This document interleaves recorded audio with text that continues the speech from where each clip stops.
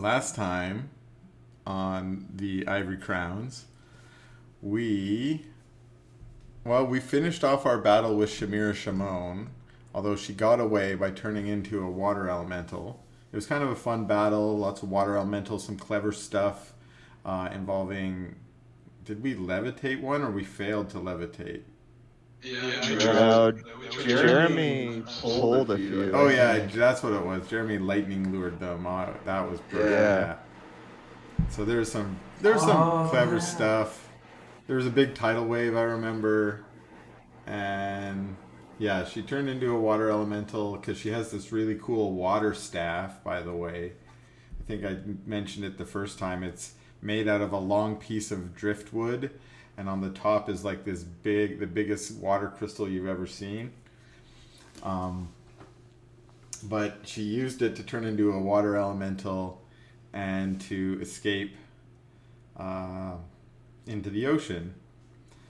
So you all went to your ship, the Jewel of the Crown, and you decided to embark and sail. Although I don't think you fully decided where to go other than southward, because you're on the trail of a couple ships and you have business to the south.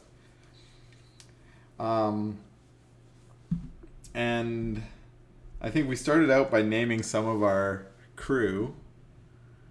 Let's see if I got them here. Jewel of the Crown crew. Like Harko Spearfisher and Dogrim Anvil Crusher.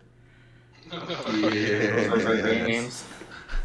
We've got Toothless Trey and Jackknife, Argos Kazumakis and Orias. Do we have a regular dude too? I forgot. We have Dave Wilscott and John Smith and Creepy Pete. And we also have... Yeah. So, I'm going to talk to you guys about the crew membership for Creepy Pete. I feel like I gotta move away from it a little bit. he's really good. He's really good at what he does, though. We'll talk about Creepy Pete sometime. Yeah. He is great. Yeah, but remember, we rolled out some dice and we rolled to the races, and we got mostly dwarves and humans as we expected, but we got a couple we got a Kenku, an Asmar, and an Orc. And we took to sailing. We started sailing, and we are playing sort of a hex crawl kind of mini game here, where we're kind of chasing down these ships and also trying to get to our, down to the south. And while we do so, we were rolling for weather, wind, and also to see if we met any ships along the way. If we travel along the shipping lanes, we are more likely to meet some ships. And if we travel outside the shipping lanes, then we are less likely to meet ships. And we've been mostly traveling south on the trail of the Flaming Raven, which is the ship that has Geo's kidnapped grandson, Landry. And then there's also the Grinning Goblin, a pirate ship that has Jakey Smiles on it, that is Locke's next target. Also, other ships that are about that you might be, interested in. The Golden Chain is out there. That's Captain Jiminy's ship that you had some mostly positive interactions with in the past. You also got word last day that the Raven's Eye Assassins, who you had stirred up their nest in Pescara and Pidari, they had sent out some assassins on a ship to go after Raphael, mostly, and murder him for what he knows about his family. And then you also heard that the Freyan Navy had released one of their prized galleons, the Santilio. Let me see if I've got a captain's name on that yet. Alonso de Sansa. Captain Alonso de Sansa, famed pirate hunter of the Santilio, is out searching for pirates, and in particular has been assigned to find pirates that the recent rise in piracy in the Strait of Rosgard, where y'all are, because you did some piracy, but so has the Grinning Goblin and the Golden Chain. So they've been sent to patrol the Strait of Rosgard and find some pirates. I think those are the main ships that you might encounter. You might also just encounter random ships. Last day we also encountered a random pirate ship. If I remember, we called it the Drowned Cat, and it was We did indeed. It was pirated by some tabaxi, but Locke had at least some previous neutral history with the pirate, and after you raised your black as well, to signify that you were pirates as well, you just sort of passed each other by in the night. So there must be some piracy going on in this strait, even though it's a pretty civilized strait where most of the shipping lanes are considered to be pretty safe. With that said, ships still travel often with an escort so that they do not become the victims of piracy. I think we ended so we did have a couple encounters like that. We had sailed for 2 or 3 days and we sailed down to this point, and we ended last day with we did something else. We Dresdes had contact with Iz the wizard, the Knoll wizard from the Long Road, the Tariq Tawil, and they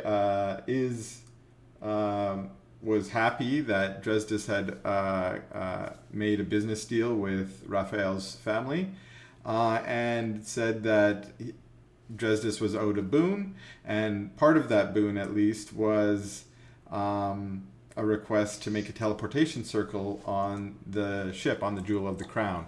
And so we did actually make the Jewel of the Crown. Let's maybe go and activate it. I made the map, and I actually put that teleportation circle into these rear holds. So this way we can now actually talk a little bit more about the Jewel of the Crown. I'll wait till everybody loads in, I guess, because it's I'm still ultra high def map again. Takes a little bit of time to download it. But what I did is I took the image we used on the other map for the ship and I turned it into this battle map, and then I made the under deck by basically just going off by what we had kind of described anyways in our role playing. So I had said there were these 4 holds, but I turned them into 2 holds that have a port and a starboard side. And one of the holds was... I do not own a token with vision in this scene. Well, then you can't see anything, friend. That's just how life is. I He guess actually killed you off. I could have Yeah. sworn there was a ship here. This is so strange. it's rough to get told this way, We but performed a coup. you are dead. Oh my. We threw you overboard. It was Creepy Pete. Creepy Pete's been promoted. There, The Raven's eyes stole my Raven's eyes. I think I've got everybody on here. Yeah, I see it. I'm still loading. I'm in. I'm in. Okay. I'm in. I put Oh, you all okay, I'm up in. on the command deck. Let's do. Nice. We have just a giant harem. Love it. What? What's this giant here? All of our tokens are chicks. Those are all your Oh my. all your crew. One of those is Creepy Pete. I don't know which one. So watch out for him. Yeah, I kind of look like Creepy Pete, to be honest. Oh, this one in the back got moved when I resized. They're supposed to be the helmsman. I assume you have a helmsman. Unless, I know you probably take the wheel sometimes, Locke, but as captain you probably have better things to be doing than driving the ship all the time. And we give it to Ensign Crusher. Oh yeah, Creepy Pete is Ensign Crusher. Oh no, wait. I should put Ensign Crusher on my list now. We still have a few unnamed members. And I'll be honest, mostly why I want to name them is so when they die eventually, we can be like, Creepy Pete, no! No! I love you like a father, Creepy Pete. Like a father to me. I loved him like a son. I loved him like a son. I'll never forget that. Ever. So you guys did get that teleportation circle in there. And you've got, so I feel like what's happened is you all have taken over the back hold because you have to sleep somewhere. You might be all crammed into the captain's quarters, but you might be also sleeping in that rear hull that's kind of empty. All the other crew sleep in that middle area. And then the front hold has most of the foodstuffs as well as an empty section of a hold too. So you have 2 holds that are empty right now that you could fill with other things. You can get more food if you stop at a port and things like that. But your food is good for almost a month now. You just restocked, so you're pretty good. And then after that, I think what happened was Lucius finally said, I'm going to feed these gems we have to my genie and see if my genie likes them. And your genie really did like them because you fed him a huge stash, almost 5,000. Was that right? I think so. Yeah, it was It was around like there. 4,000 and something GPs worth. So you just gave him the motherload feast, and he ate them and enjoyed them. Certainly transformed a lot, gained a lot of power. So much power that he was able to release himself from the locket. He's still bound to the locket, but Kawa came out, met everybody, and had an impromptu wrestling match with Dresdis, the champion of, what were you, the champion of Leardale, right? Yeah. So guess who's the champion of the Jewel of the Crown right now too? Dresdis. Dresdis, who wrestled a genie, a rock genie, And won. So I should also mention, maybe I will do this now. Did I make one of these? So while we haven't really been doing sort of true followers, we've kind of had some minions. You now have a Dao that is part of your party, effectively. DAOs are kind of fucking crazy too. So they're challenge rating 11. You don't have a fully powered DAO, okay? Because they're challenge rating 11. But it's mostly because it's because he's still bound into the chain. What I think, and this is meta, I guess, he still has 1 level of unlockedness, and if you unlock him the full way, he will become fully powered. But he will, some of these powers I'm going to limit at the moment. One of them is plane shift. Let me do this. Can I make this into Kawa? How about I do Wait, this? you don't want to give me plane shift right now? Well, not at the moment. Oh.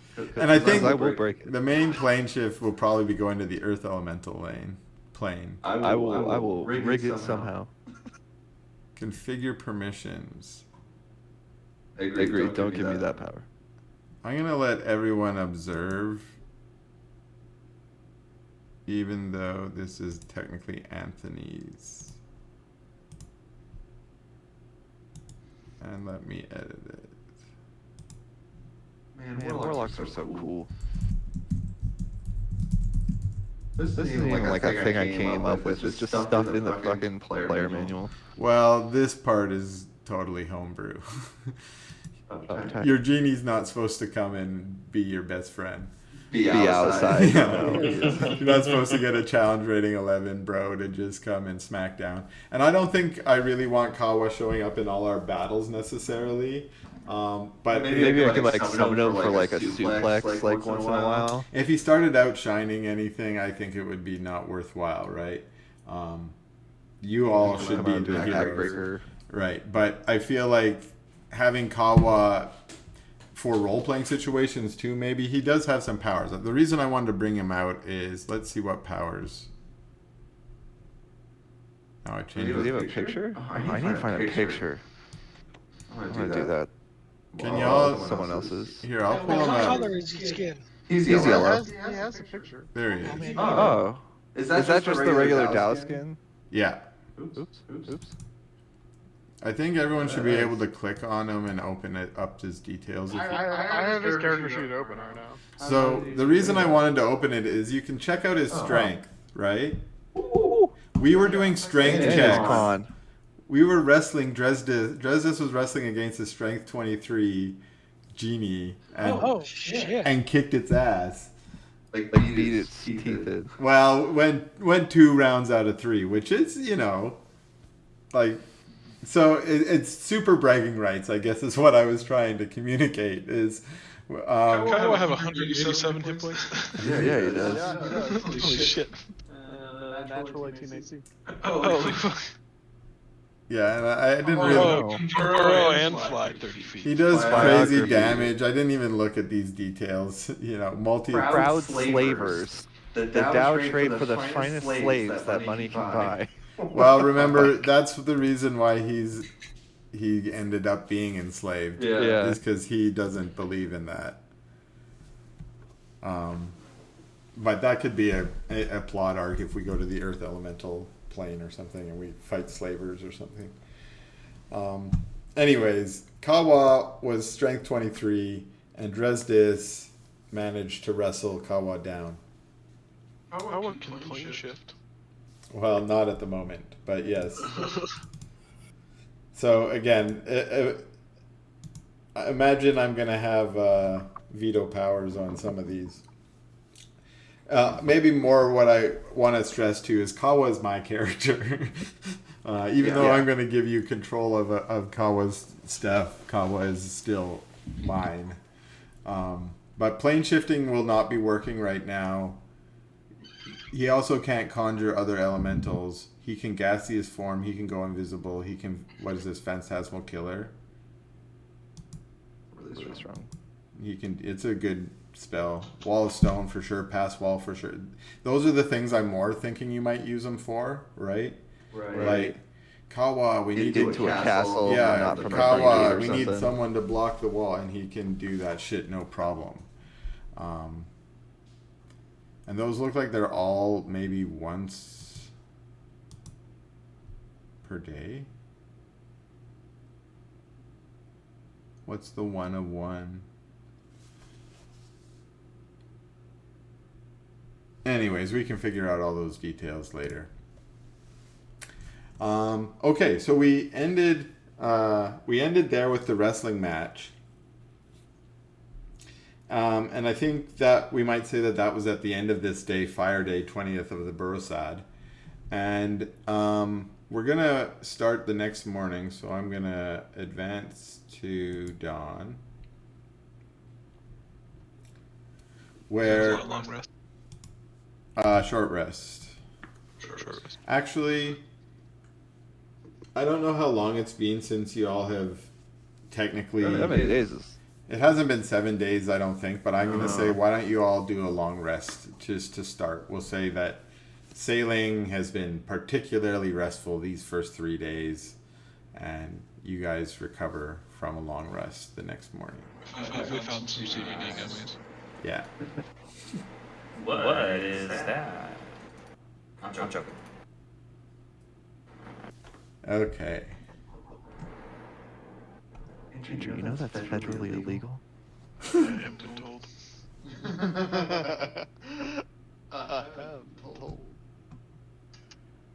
Okay, let me get my deets up here. Okay. So... When you long rest, is this to be back on your hit die? Yes. Yeah. You're back to max.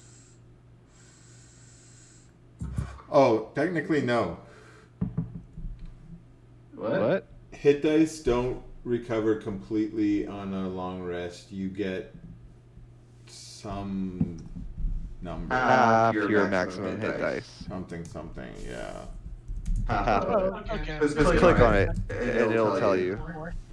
We're good. I think I'm pretty sure I was at 0. And it's at 4 now out of 6, so we're good. Yeah. Okay. So, okay, so you wake up the next morning, and who's up early? I am. I got a minute. You're the captain. I assume Locke is up bright and early. Geo would be 2. Because you help power the sails, right? Yeah. I was gonna say the military background is probably conditioned to be a morning riser. Right. You're also a shepherd farmer. You have duties in the morning. Oh yeah, that's. So anyone who's up early enough in the morning, Locke, I assume you're up. Dresdis, were you going to be up too? Yeah. Yeah. All right. You guys noticed that this morning you had gone to bed with sort of an overcast night, but you wake up to a very foggy day. It's actually a quite thick fog, so thick that it's hard for the early morning sunlight to penetrate through. The seas are kind of calm, which is good. You're not in a storm of any sense, but it's really hard to see. It's kind of unsafe moving. Although, Captain Locke, you're a well-seasoned sailor, and you have already plotted your course for the day. You know, you're pretty safe as long as you don't go into the islands that you guys were close to in the middle of the Strait of Rothsgard. The islands there are kind of known to be sort of hard to navigate through and rocky. Some sailors say they're cursed. It's kind of got the reputation of like the Bermuda Triangle in there, which is also why they haven't been claimed by any of the nations in the region. They're just kind of rocky, seagull infested, kind of useless pieces of land. But as long as you skirt away from them, you're safe. So you get out underway, and some of the sailors start talking. You notice that there's weird sounds coming from the fog, but in these situations, sailors' minds kind of play tricks on them. You hear mostly seagulls, waves and such, but some of the wind or the seagulls start to sound a little bit like wails or laughter, or some of the pirates start to say that they hear people calling for help. So, I would like anyone who is up in the morning, this is an early morning, this is any time in the morning, to do an insight check. Again, set yourselves up blind before you do so. Whoops. Yeah, Lucius is asleep. I'll do better. He grew up in a lifestyle of city living. And if you have nothing to do, might as well sleep all day. Yep. Yeah, I like that. Nope. That was you said insight or perception? Insight. Insight. Okay. Early bird gets the worm and all that, so I'm up. True. It's It's bird culture. Yeah, bird culture. Bird culture. Fucking shit. Okay. So everyone but Lucius, I guess, did some checks. Okay. Really? Am I the only irresponsible person? That's what everyone else said they got up. Early bird gets the worm. I think they've been more on land, but Yeah. not on the ship. Like Okay. a tavern or something. So Locke, you think you hear someone screaming in pain. Dresdis, you think you hear someone calling out for help.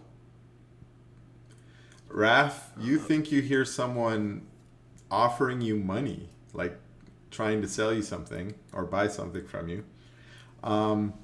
And Geo, you think you heard someone call out your name. Mm-hmm.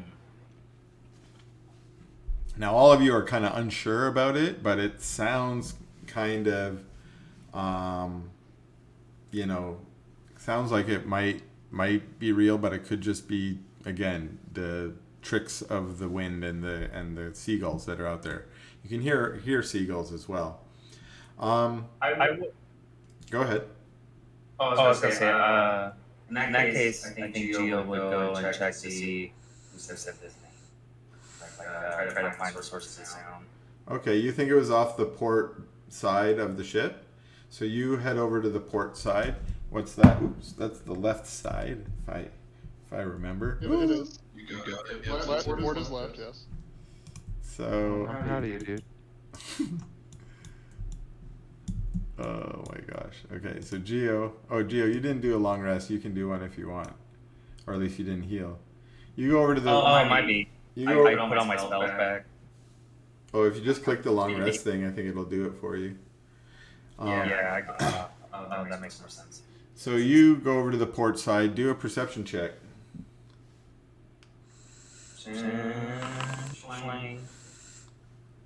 The fog is really thick.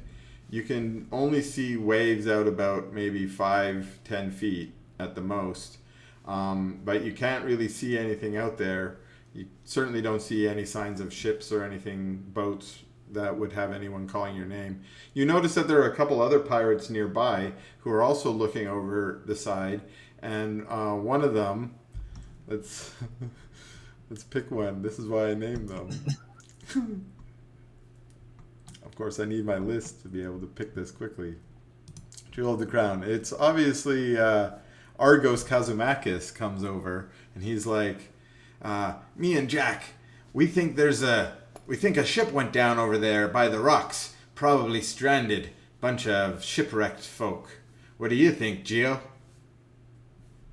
I don't know. Did one of you call my name out? Oh, I didn't. What about you, Jack? No, I didn't call nobody's name. Did you hear anyone calling out calling my name? Geo? I swear someone was calling my name. I didn't hear no one call your name, Master Geo, but I did hear my old dead wife call my name. At least that's what it sounded like. Probably just some shipwreckers calling for help. That's what I think. Mm-hmm. What's your name?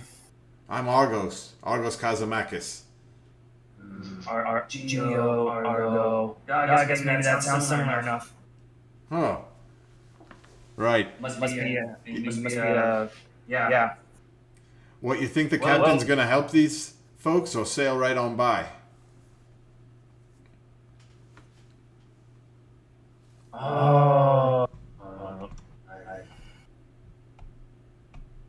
That's a good question.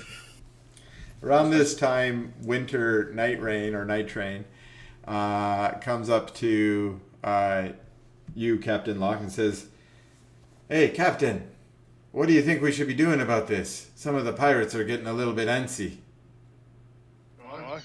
Doesn't surprise me. It's cursed waters. No, I don't intend to listen to any cursed whispers. Right. Then I'll tell Grizz to get them whipped into shape. Tell him to stop the chatter. I assume every man and woman here is exactly what he or she wants to hear right now. So, we're just gonna keep going. All right. Can I flip down my magic detection goggles? Yes, you may. Take a quick scan around. Sure. Let me do a quick checkaroo.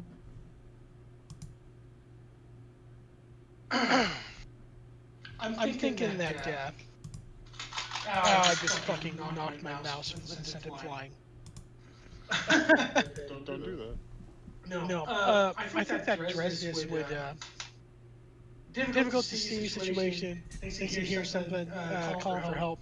I think he's using detect evil. Okay. All right. So Dresdis and Raph have both put on some of their, heightened senses, basically to track what's going on, what might be causing this. For the moment, what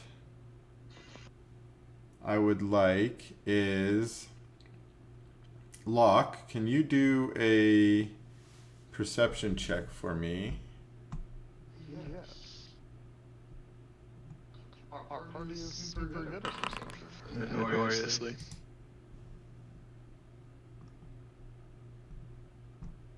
Adari, they call us the Perception Posse. Yeah, man. Mm-hmm. Perception posse. Like Okay. that. Actually, anyone can do a perception check on this. Locke just gets advantage. Is it still early in the morning? Yeah, if you're still sleeping, you're just swaying in a hammock at this point. Yeah. These are some stellar rolls.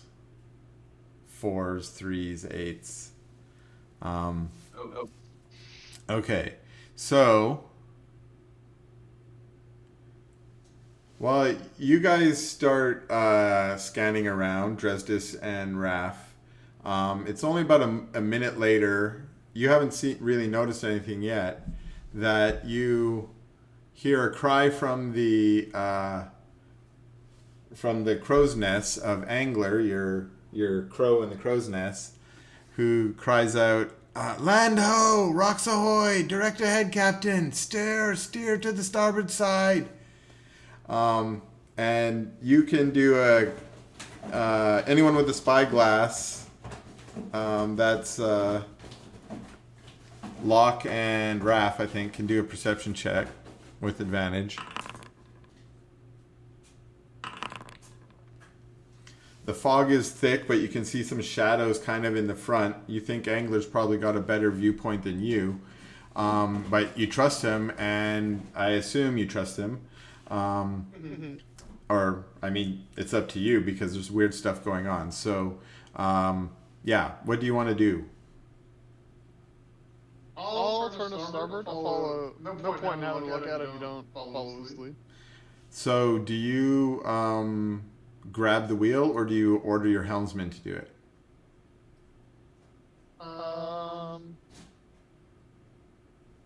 I'm right there. I'm assuming I'll the helmsman do it. you're close enough that you could run up there and do it. I'm going to say Dresdis is wandering around looking for evil. Raf has wandered around. He's maybe coming back up these stairs. He's been looking for magic. I'll do it. I'll grab it. I'll run him. Okay. I'll do it. Okay.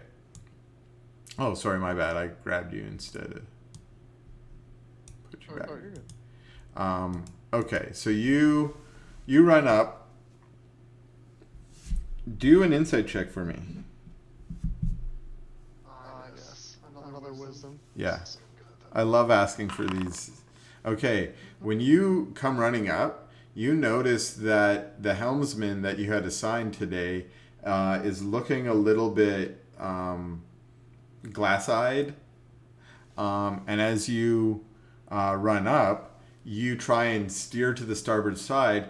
The helmsman is actually holding the wheel in place to steer towards the rocks, or presumed rocks.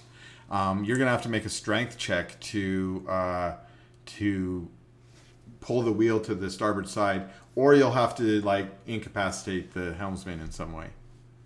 I'm gonna lash out and kick him in the knee. All right, make an attack.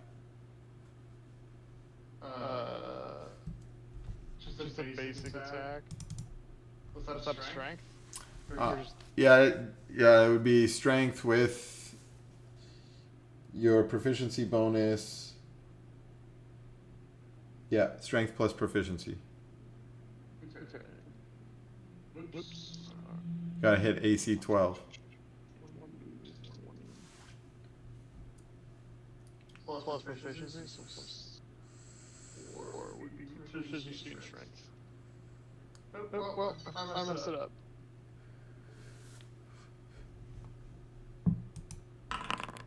I rolled it privately like an idiot.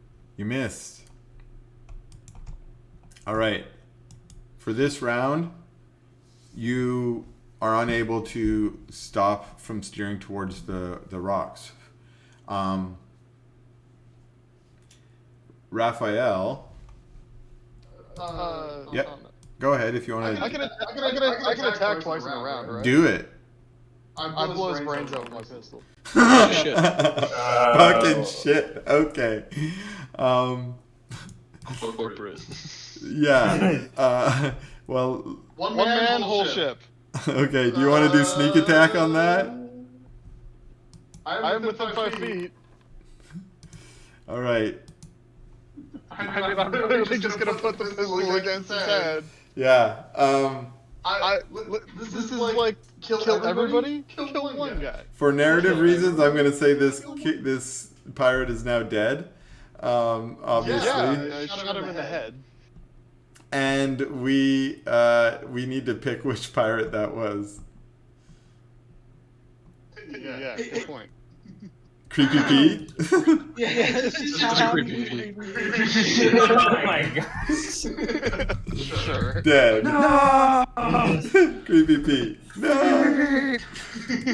We barely knew ye. Oh, creepy Pete. I'm not crashing this ship. Okay. I tried to do it nice way. Then let's do. I want you to do like a dexterity saving throw. That makes sense. Can I public this? Yeah, public this one. This one's to see if you can steer the ship.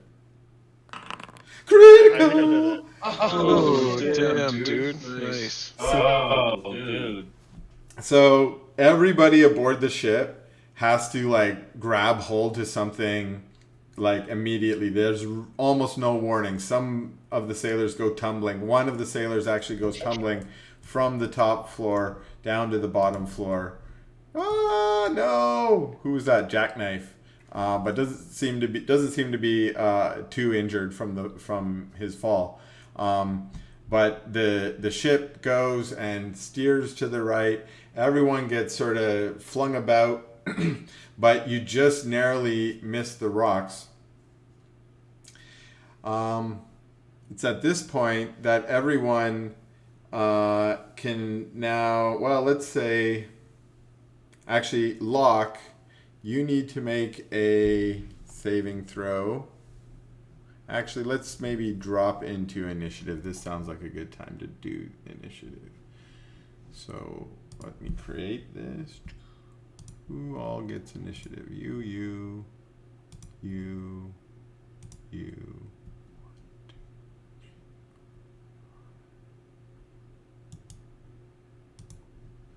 Now I need to make some bad guys. Ooh, great roll. Pay no attention to the bad guys appearing on the right. I think you should say initiative just because you should probably just do it. Just starting all fresh, starting over again. Just because of that 7 there, bud. Woo! I did pretty good. My usual initiative sucks. Yeah, well, I got that covered for you. I rolled a 1 last time. Mine also blows. Rogue. Oh, God. Gio, you have a status effect on you for some reason. Yeah. It's like You boogers. got like the block on you. Wait, who does? You got a cold, man? You do. There's a status effect on you. Got a booger on you. It looks like a net. Oh, yeah, it's a... Yeah. Here we go.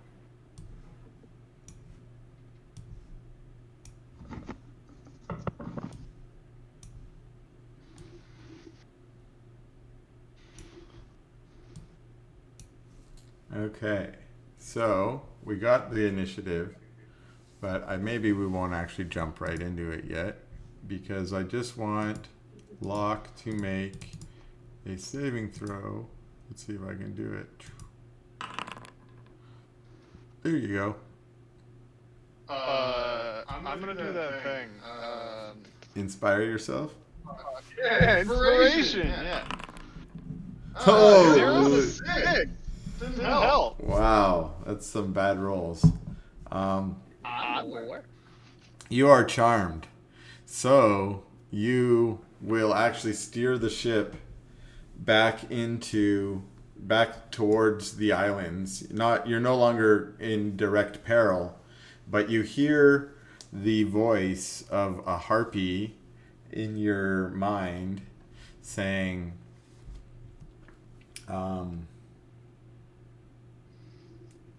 agree to our harpy's bargain and I won't smash your ships upon my rocks. We wish to take eight fathers for my daughters. Select 8 of your crew, and we will take them without harming you.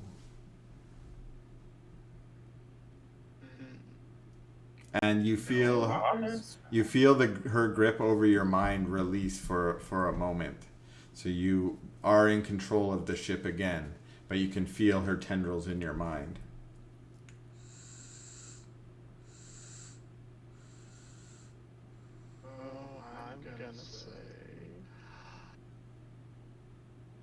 Since I'm not currently charmed, I'm gonna yell, all hands, prepare for battle! and then Okay. That was clearly a no, thank you. And actually, do another saving throw. Same one. Yep. Wow. Boom. Okay. She overpowers you again, and this time you feel compelled to move towards her if the target's around more than on its turn. Okay, so it's not your turn yet, but I will. You can't really see where they are, but because of the fog, we're in a heavily obscured. You're basically all blind at the moment. You can sense that there are harpies flying around the ship, and when it comes to your turn, I can give you better indication of where you might want to target to shoot one. And at the moment, Locke, you have been charmed by one that you are pretty sure is behind the ship, flying up sort of behind the ship. Okay, so let's go to the turns. And actually, you know what? There's no real point. They are obscured by fog, but I'm just going to make them all be visible for our purposes, since you can target them with spells and you just have disadvantage and such. Okay, so let's begin combat. Hey, Locke, you're first, actually. Yes. So you actually are compelled, what does it say there, to move? Target must move on its turn towards the matriarch by the most direct route, trying to get within 5 feet. Okay, so you can move, you basically try and climb over this wall, over the edge of the ship and jump off. But before you jump off, you get another saving throw, I think. That's a lot of harpies, guys. Dude, I can't. It's never gonna happen. No. A negative wisdom. I'm never gonna make a wisdom save. Ever. It's not happening. All right, then you dive into the water. Bro. Okay. Uh-oh. Simping for some harpies. I'll be honest, Chris, when you start talking about like people hear shit, I immediately was like sirens or harpies. Yeah. Yeah, this is a classic, right? Genius water ladies. Yeah, I was like, oh, we're doing Greek mythology right now? Sick. Okay. This harpy tries to lure this pirate to jump in the water. Boop boop boop doo.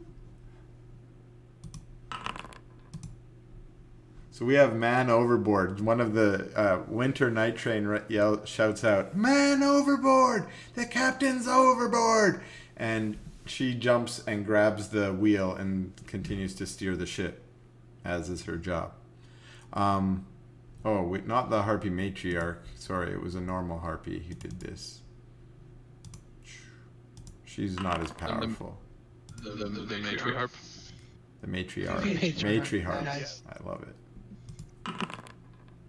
Not harpy make the save. She doesn't lure herself. Oh no! Not this pirate. Nameless pirate jumping in the water too. No! Overton Bordsley.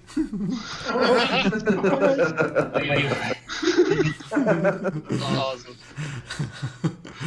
Fucking shit. Okay. The harpy matriarch's gonna fly down to where you are in the water lock, and she's going to just hover over the water, and she's gonna attack you. Oops, that's not an attack. That does not work. Misses? Hang on. It does not. Okay. She's clawing at you, and she said, "You should have accepted my deal." As I'm like floundering in the water, I'm like gonna pop my head up for like 2 seconds. Get fucked! Get fucked. Just this. I drowned defiantly.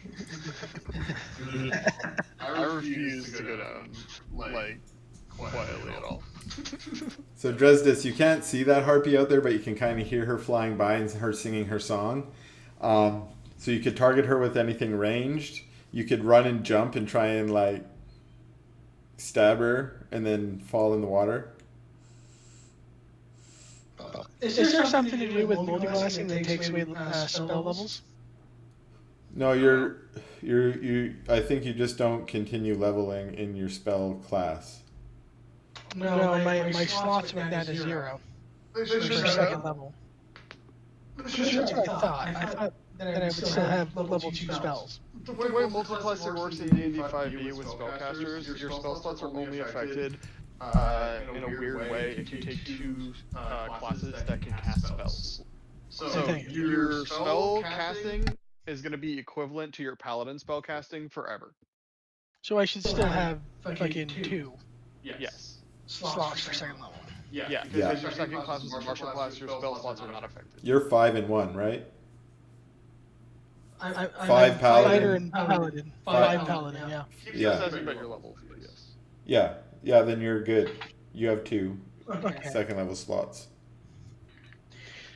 The first thing I'm going to do is I'm going to use one of my second level slots and cast Armor of Agnes. Okay. So I get, I'm fucking so blind. Essentially, I get 10 HP of temporary. Okay. And I think I'm just going to move forward. That was action, right? Yeah, okay, I'm out. Okay.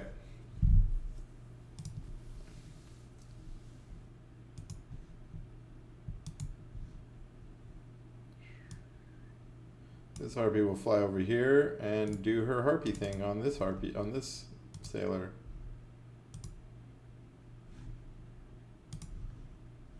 Luring song. Sailor. Oh no! I want to go swimming too. Oh wait, they all get 2. No, not his brother. Overton too. Woo! Overton Portsley Jr. Portsley Jr.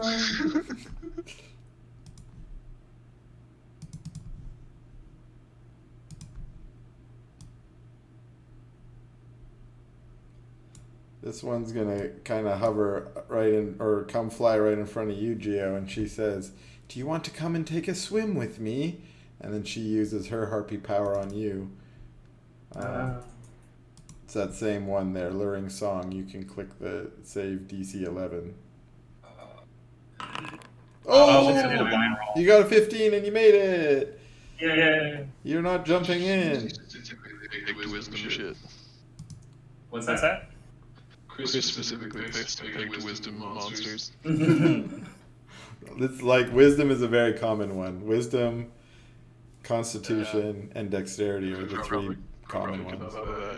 Geo, you're up. Well, that same harpy.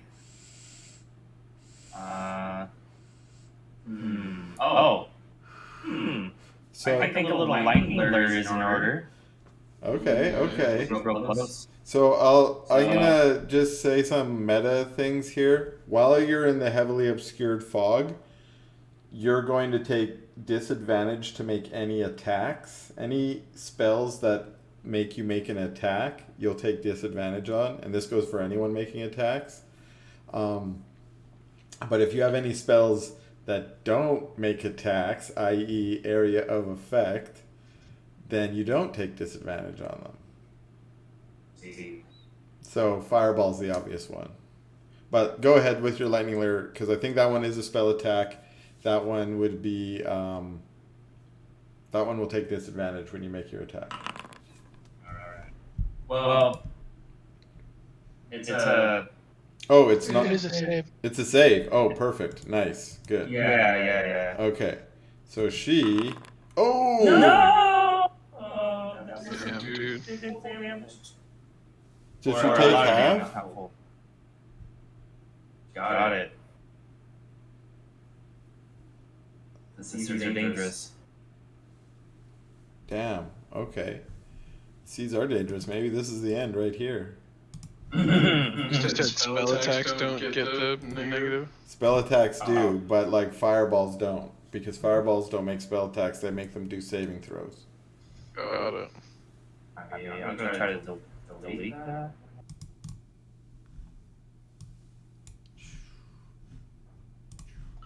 I accidentally made a big ol' circle. You guys know how to delete those? I can delete it in a second. Lucy. Click the ruler, hover over it, and press delete.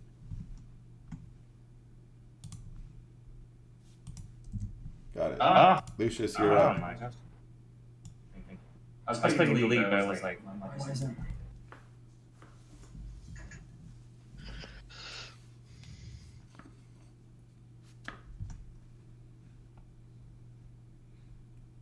I don't have a winter icon, but there's a winter up there.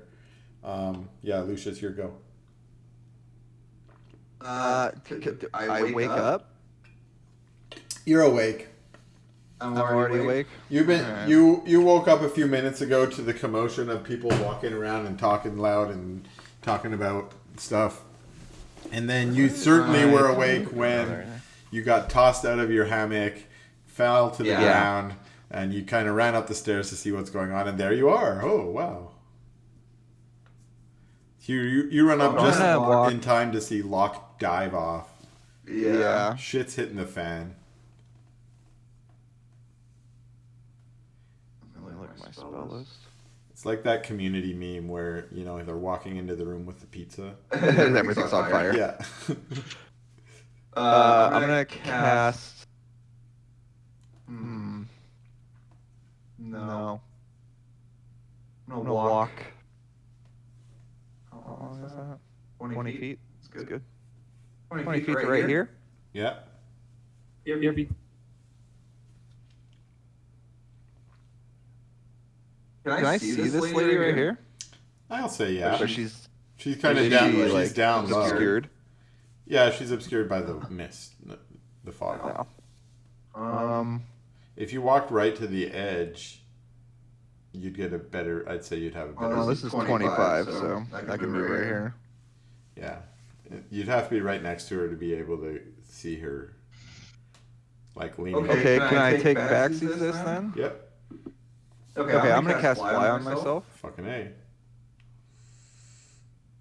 Because Lucius sees the mist swirling around them and knows he will not be able to hit them with anything. Because it's hard to see. Okay. And then just fly straight next to her. All right. So you're down hovering over the water too, probably, or down next to the ship there. Correct. I have 60 feet of fly, so I can probably make it. I don't know. It's up to you. It's 25 to here, and however many feet down it is. So the other thing I forgot to mention is that the ship's moving. Oh.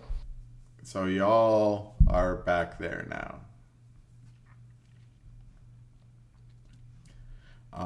Yeah, is that your full turn? That's 60. Perfect. Yeah. What do you know? I thought about yelling, weigh anchor too. Oh, yeah. Somebody should do that.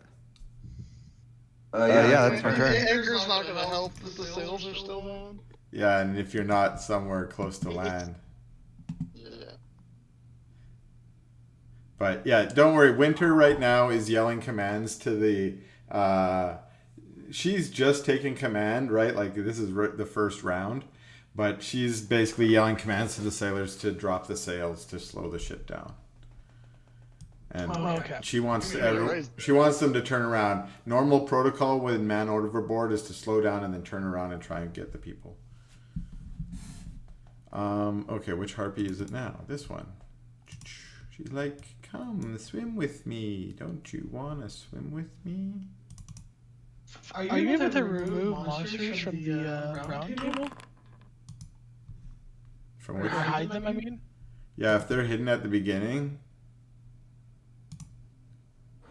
Here. Oh, there, I just hid you guys. I meant to unhide there. Here. Oh, you don't have to show them. I was just curious. Because I don't know how to do that. Yeah. There's two little symbols under them. One is no eyes and the other one makes them dead like that. Dead. Okay, thank you. Okay. You know what? I don't want to waste too much time with these luring calls because it's a waste of time. So I'll just be like, these ones lured and these ones didn't. Haha. Okay. Raphael, you're up. Okay. So out here, these folks are just out in the water, right? They're flying around. The harpies are all flying around, but some of the crew. Just in Locke over there, or they're just in the water? Yeah, Flying Locke above is the water. Locke is like treading water. The harpies attacking Locke, and Lucius is flying above.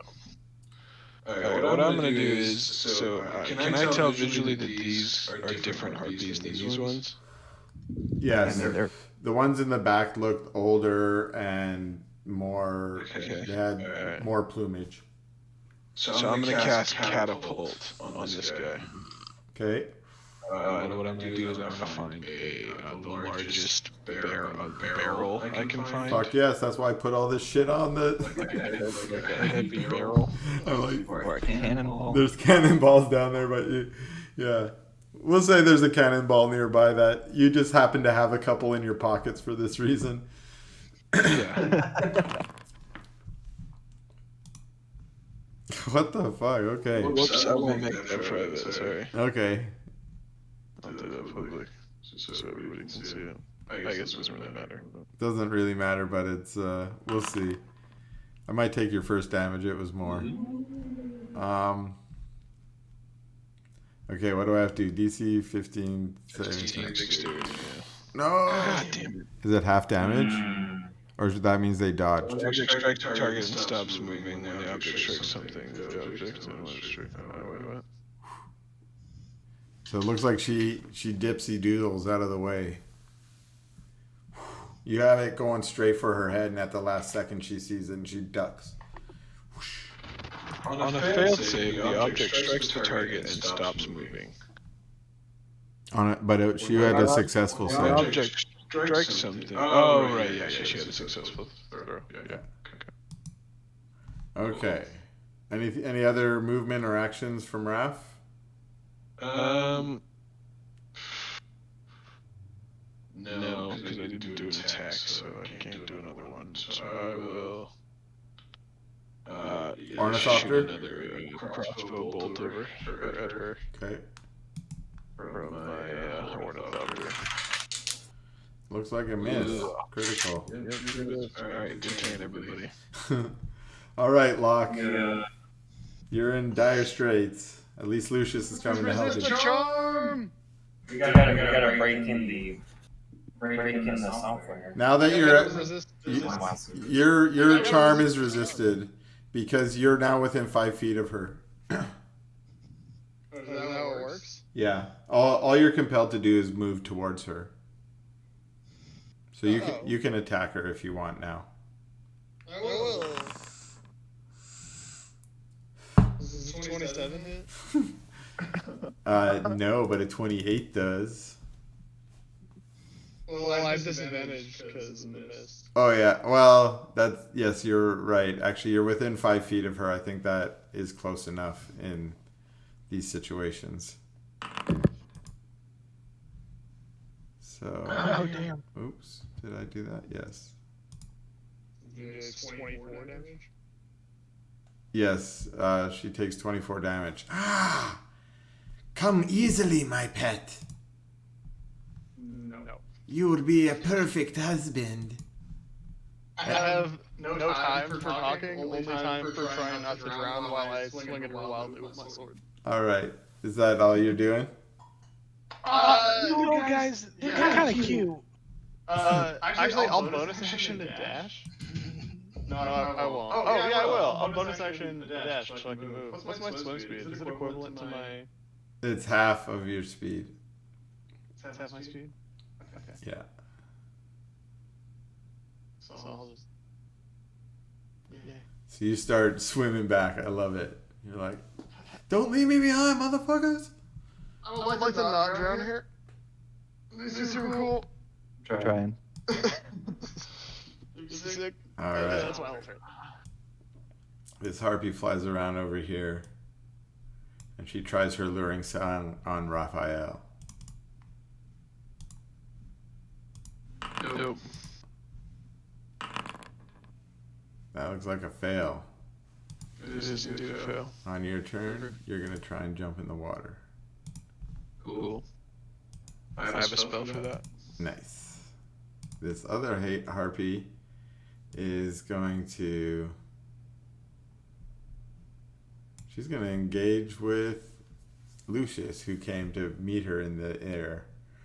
She's like... Mm-hmm. How many multis attacks do I get? 2. Take my claws in your face. Yep. Wow. Holy fuck. Jesus Christ, man. I never fucking look at what the hell I put on my monsters. Like, how does she do that much damage? Is that like a murdering blow? She did that to me? No, it was me. I was gonna say, she did that to me, yeah. Yeah, for sure that's a murdering blow. No, it's No, not. it's not. I'm just looking to see if I have anything.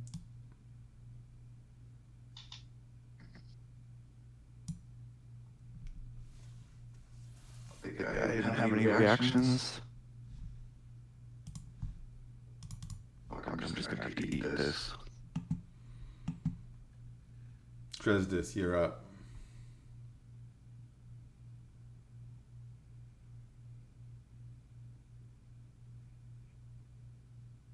I have 1 HP. Holy shit.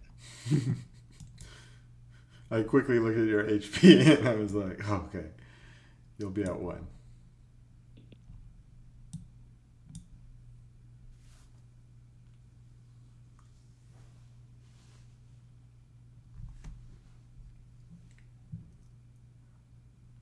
Dresdis? My turn? Yeah. Well then, I have to touch people to heal them, so... Look over there. I love it. I think...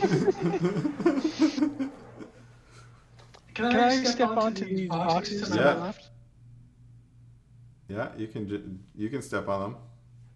Stepping all over my catapult ammo. I'm gonna jump over that catapult ammo. I'll be right here. I have 10 feet reach. Are you sure? Yep. Then I'm going to attack. Probably twice. And let's throw in the that. Nice. Okay. So let me check. Harpy's armor class. Not very high. Boom. Second one's a miss. Third one is a hit. They're mostly nude bird women, so I can't imagine they have high AC. Yeah, mostly nude bird women. They're bird people. Please. How dare you? Yeah. They're just trying to find more bird persons. Okay. This harpy over here at the bow swoops down, picks up this this poor sailor out of the water and starts flying away. Like, come, my little husband, you're my new husband. And the poor charmed husband's like, yes, baby, let's do it. Okay, now this harpy tried to lure Geo but failed because Geo saved, right? Or did Geo, you didn't save? I can't remember. I don't recall. I did save, I think. Way back. Yeah, so this harpy's going to fly and land next to you and attack you. And They will try. you will try. They've got a claw and a club. Yeah, that's more like it. That's more reasonable. Got a couple of 15s here. Well, What Lucius, does a harpy have a club? I don't know. Is it just in her claws? It's just a bone. She's just, I think they just carry big sticks. yeah, Yeah. Driftwood. exactly. And then it will I'm going be, to yeah, it's your turn. after this. Do this. Ooh, shield, nice.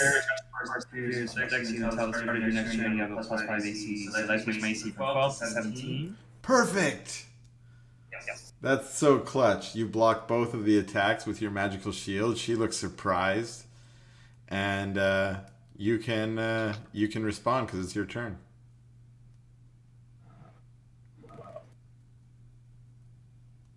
This is my response.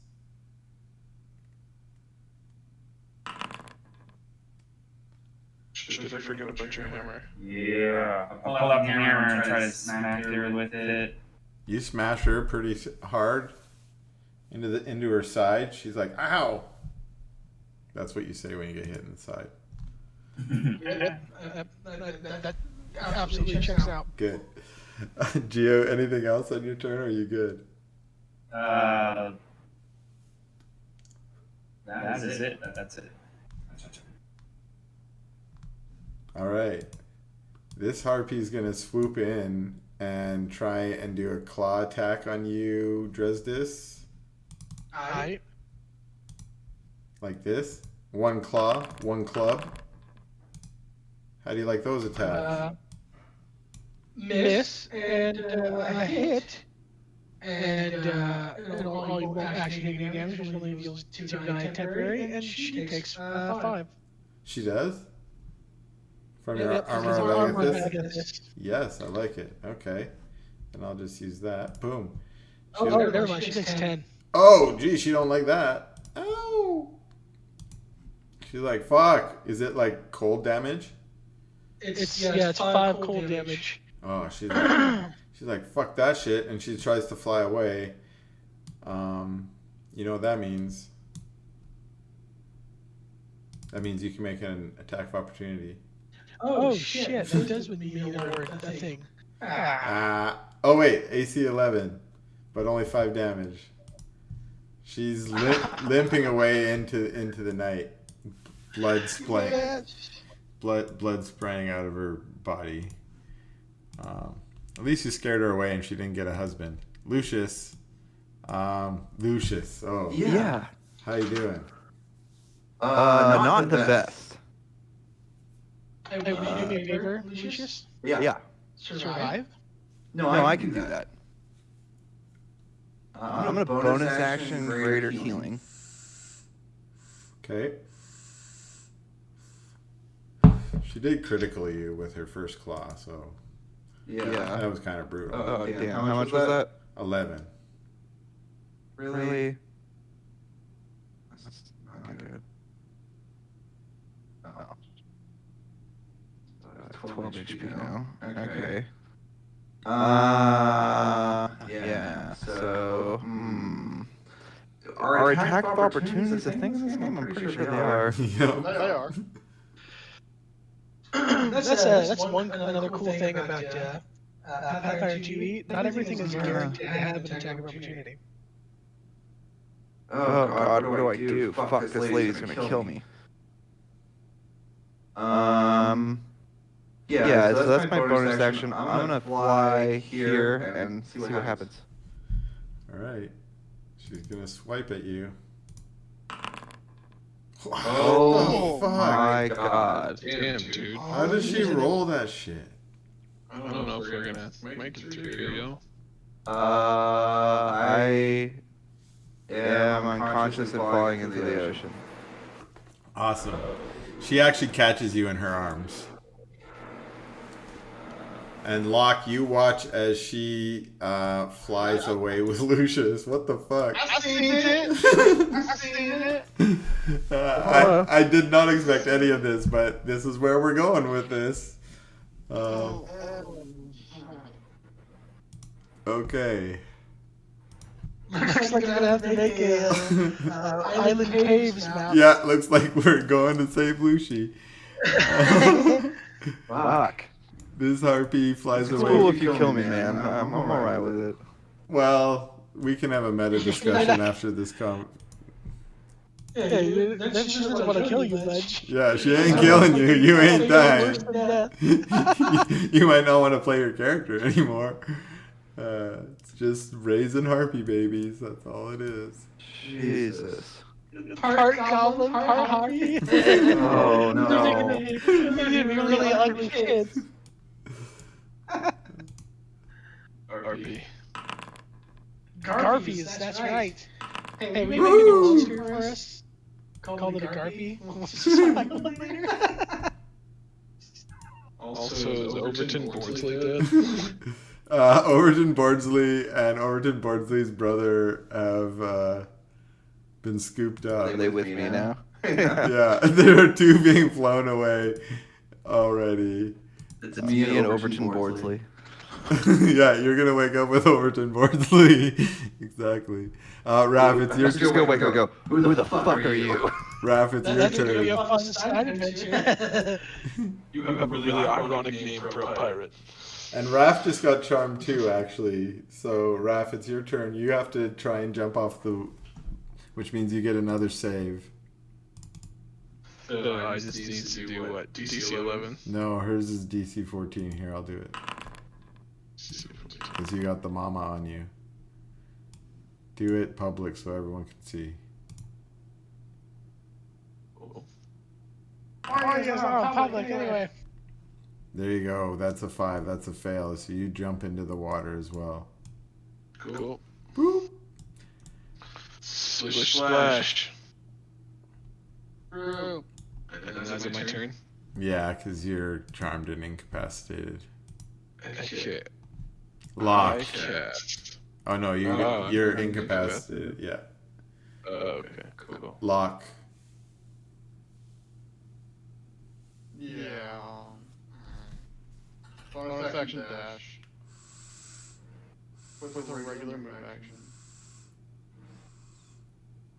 And I'm swing under. Which I don't have disadvantage, super close. Yeah.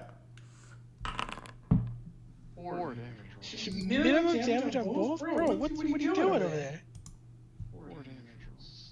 He's trying to save me. I'm trying to save this fucker. And I appreciate it. You don't want to make any Garpies? I literally do not want to be forcefully bred by harpies. Okay, I'm pretty sure you just have to fertilize the egg. You don't have to do the deed. Oh, sick. Okay. How harpies work. I don't know how harpies work. I also don't actually know how Garpies work. I I just assume. Okay. I need the portrait of the harpy. I have a 3.5. I have a 3.5 book that can answer this one. Yes, thank you. Finally. I've always wanted to know. That is the unfortunate part about 3.5, isn't I'm it? not even kidding. A little too much detail.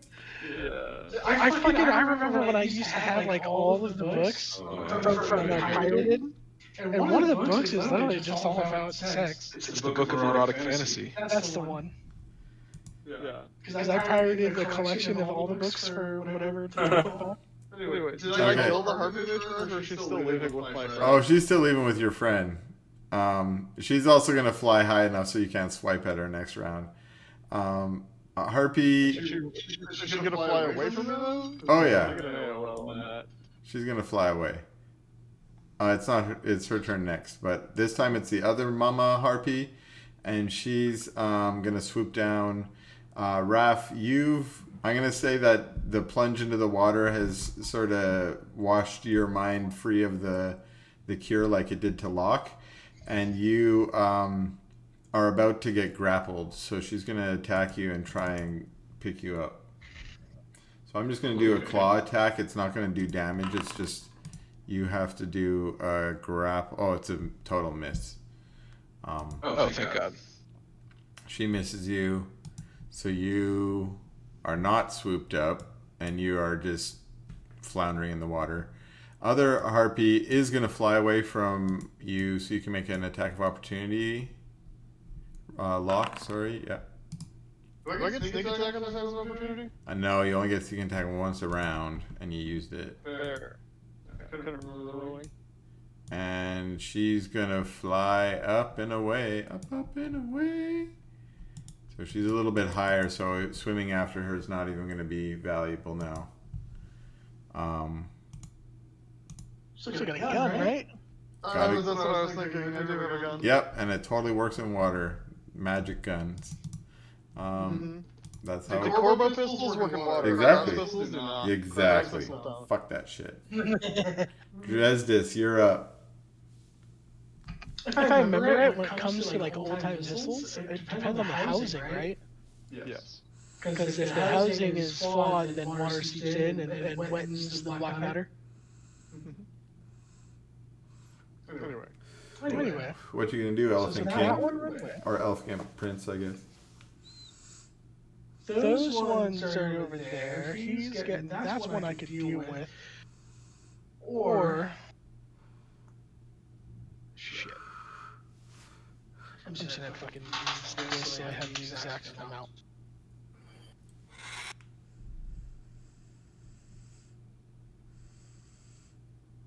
You better hope. He's. I think that's within reach. Reach of your halberd? I don't think so. Yes, reach of my halberd. It's one long halberd. I'm going to. I'm going to use command on that harpy to drop to him. Fucking A, okay. Can you drop the command thing?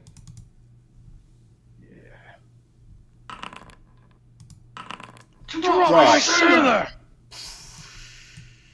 Into the water. Nice. Totally clutch. Too bad that wasn't on Lucius. Well, then Lucius's unconscious body would be like underwater.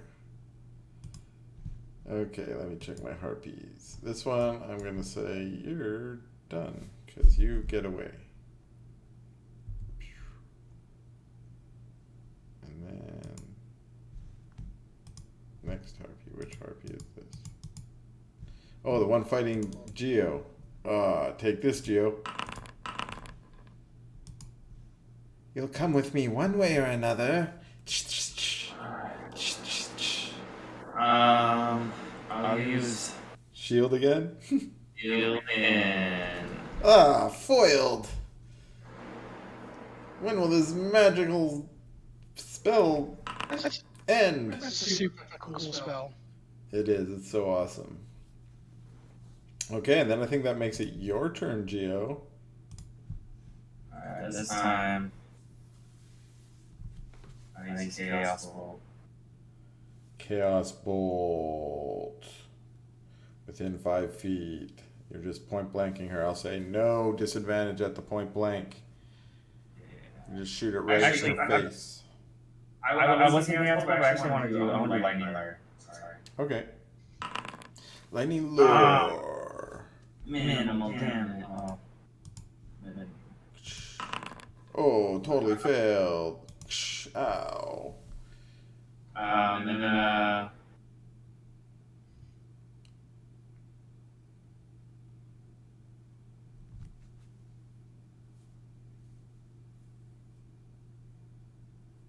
yeah, take that. I didn't think that throw all the way, but that's my turn. Okay. Solid. Well executed. Well, I don't know what I was doing, but okay. Good as any other turn. Yeah, it did do, 2d8. Yeah, but it's kind of a low row, I guess. Alright, well. Alright, Lucius, I'm going to let you do a death saving throw. Yup. Let's go. What I'm reading is this book. You really want to succeed this throw. You want to get a 20 so you come back to life and you can, like... Can I use my advantage point on this? I don't know. Let's put that out to the people. What do you guys think? I don't think so, huh? Wait, you're trying to use it, and why wouldn't you be able to use advantage coin? Because it's a death saving throw. That's a vote for Yeah, yes. no, you can't get advantage on it. Oh, that's a vote for no. Oops. It was private. Do you want to go with the private roll, or do you want to roll it? No, let me do it normal. Let me do it normal. Okay. I published it now. There we go. Okay, There we sick. go. Okay. So at least you didn't die Yet. yet. This harpy dropped. She's gonna keep flying away because she's concerned that she will die otherwise.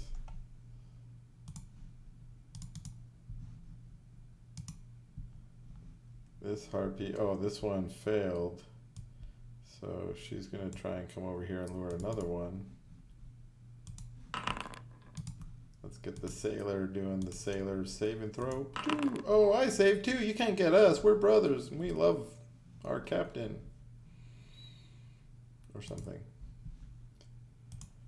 Raphael, you're awake. You got a mama harpy trying to. Am I still? You're not. Like, You're not. You're not charmed. You are good to go. I'm gonna cast a spell. Okay. I'm going to cast Alter Self. Okay. I'm going to go into my aquatic adaptation. Nice. Okay. Fucking A. So I adapt my body into an aquatic environment, sprouting gills and growing webbing between my fingers. I can breathe underwater and gain a swimming speed equal to my walking speed. Fuck yeah. Okay. You do. You get all those things. Merbird. Merbird. Now what do you want to do? Okay, I want to get the fuck away from her. Okay. Do you swim under the water? Yeah, I'm gonna plunge deep real quick so that I don't. I don't know. I'm probably still inside the attack of opportunity for that, right? I'm gonna give her disadvantage because she's gonna be swiping at you as you go under the water. Yeah. Okay, so I'll plunge. That's a miss because of the water. Yeah, dope. Okay. So I'll go underneath. Let's just say I go like 10 feet underneath. Okay. And then do you want to swim in any other direction? Are you trying to get somewhere? Yeah, I'm gonna swim way over here. Are there any like specific areas in which it's easier to get up on the boat? Yeah, over right on the side here where these. That's the area. Okay, Yeah. yeah. So 20. All right, cool. That's where I'll go right there. Okay, and you could go another 10 if you want. Oh, cool. Okay. Okay, nice. I love this shit. You guys have got some cool clutch stuff. I've been waiting for Merbird. I've been excited for Merbird! Alright, Locke. that. This bird can do everything but fly. He's infuriated by these heartbeats. This is your last Shoot her with chance. a gun! There's a corporal pistols! Actually, hang on, I got magic bullets. Oh. Fuck yeah. Pulls out the magic bullets. Where did I put that? Magic bullets. I'm gonna blast her with a stun bullet. Ooh, smart. Knock her over the air. Con DC 15 on hit. Good. Actually, a really good idea. Good. I hit sneak attack for some reason. That is a hit. Nice. Con DC 15 or stun for 1 round. According to my notes. Which means she drowns. Which means she drowns. But I Whoa! failed it. Awesome. Whoa! She's stunned, so she falls into the air. Terrible. So I will be dashing. Yeah, I'll say you can make it right up to them with your dash. Oh, it looks like I can. Good, okay. That's my full movement speed. And I will grab. Holy shit. Holy shit. Okay. They both fall into the water. Lucius, you make it so Lucius doesn't, go under. And yeah, and that's your turn, I imagine? Yeah, she's stunned for a round. So. Okay. She's just falling into the water. Wow. Thank you. My captain. You guys saved each other. Yeah, actually, he saved me, and then I was like, oh fuck, now he needs to be saved. Teamwork. That's fucking crazy. Stun bullets are sick. No, this one jumps in. Oh, stunned for 1 round. She's stunned. She's slowly sinking under the water, being like, I wish I had a round, but I don't have a round. Dresdis. I cry in a corner. Okay. No? Okay. Reliable. Reliable. Reliable. Yeah, there's only a couple left, huh? A couple that I could possibly potentially read. Bro, Log is literally the fucking goat. At first we Man, think Locke is I'm saving not one dead. guy. Josh saved me. He I know. said he's saving one guy. I have stayed at least This two. is why Josh is the best. I I just had to tell Zoe how awesome Josh is. Appreciate it. But She knew. she knew. Man, I cannot reach. Oh my god, I'm on the wrong thing. That's why. You could run over there and help Geo.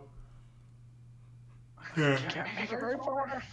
Well, next round you can. It'll be the most epic elephant charge. Make sure you're screaming your battle cry the whole way. Yeah, exactly. Ah! Take a breath in the middle. Okay. Oh wait. Yep, I moved over there, Okay. and then I moved. I took 2 move actions. Yeah. Okay. And you scream the whole way. And it's this harpy's turn to fight Geo. So she'll be like, claws and club, I will get you. Does your magic shield still protect you? This time she completely misses. Yeah. I'm going to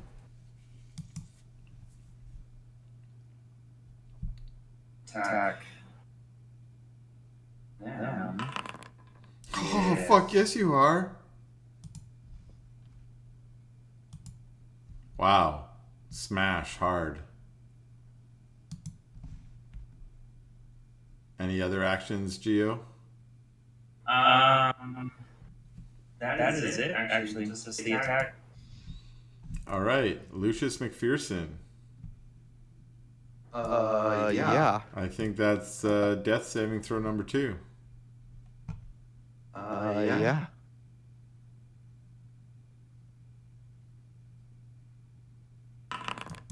Oh. Nice. Oh, It says you that's survived, not it. but that's not quite. That's because I did the blind one earlier. Yeah. Which means I passed it. You ass. What? I didn't. You reroll a death saving throw, you dick. I asked you if you wanted to or not. I get that was the Monty Hall problem. It's like, do you want to reroll? You don't know what it is. It could be anything. Raph, here go. Okay, so what I'm gonna do is I'm gonna do 20. I'm gonna go up to 25. We'll say you're done. That's all your movement to get up. That's my full movement. Yeah. Okay, bummer. Alright, that's fine. Anything else? Any other actions? Yeah, I'm gonna take a couple shots here. So, can I still see her in the water? Yep, she's not the one in the water, is she? She's picking up that pirate that just jumped in the water. Okay, so I'll take my first shot at her. Okay.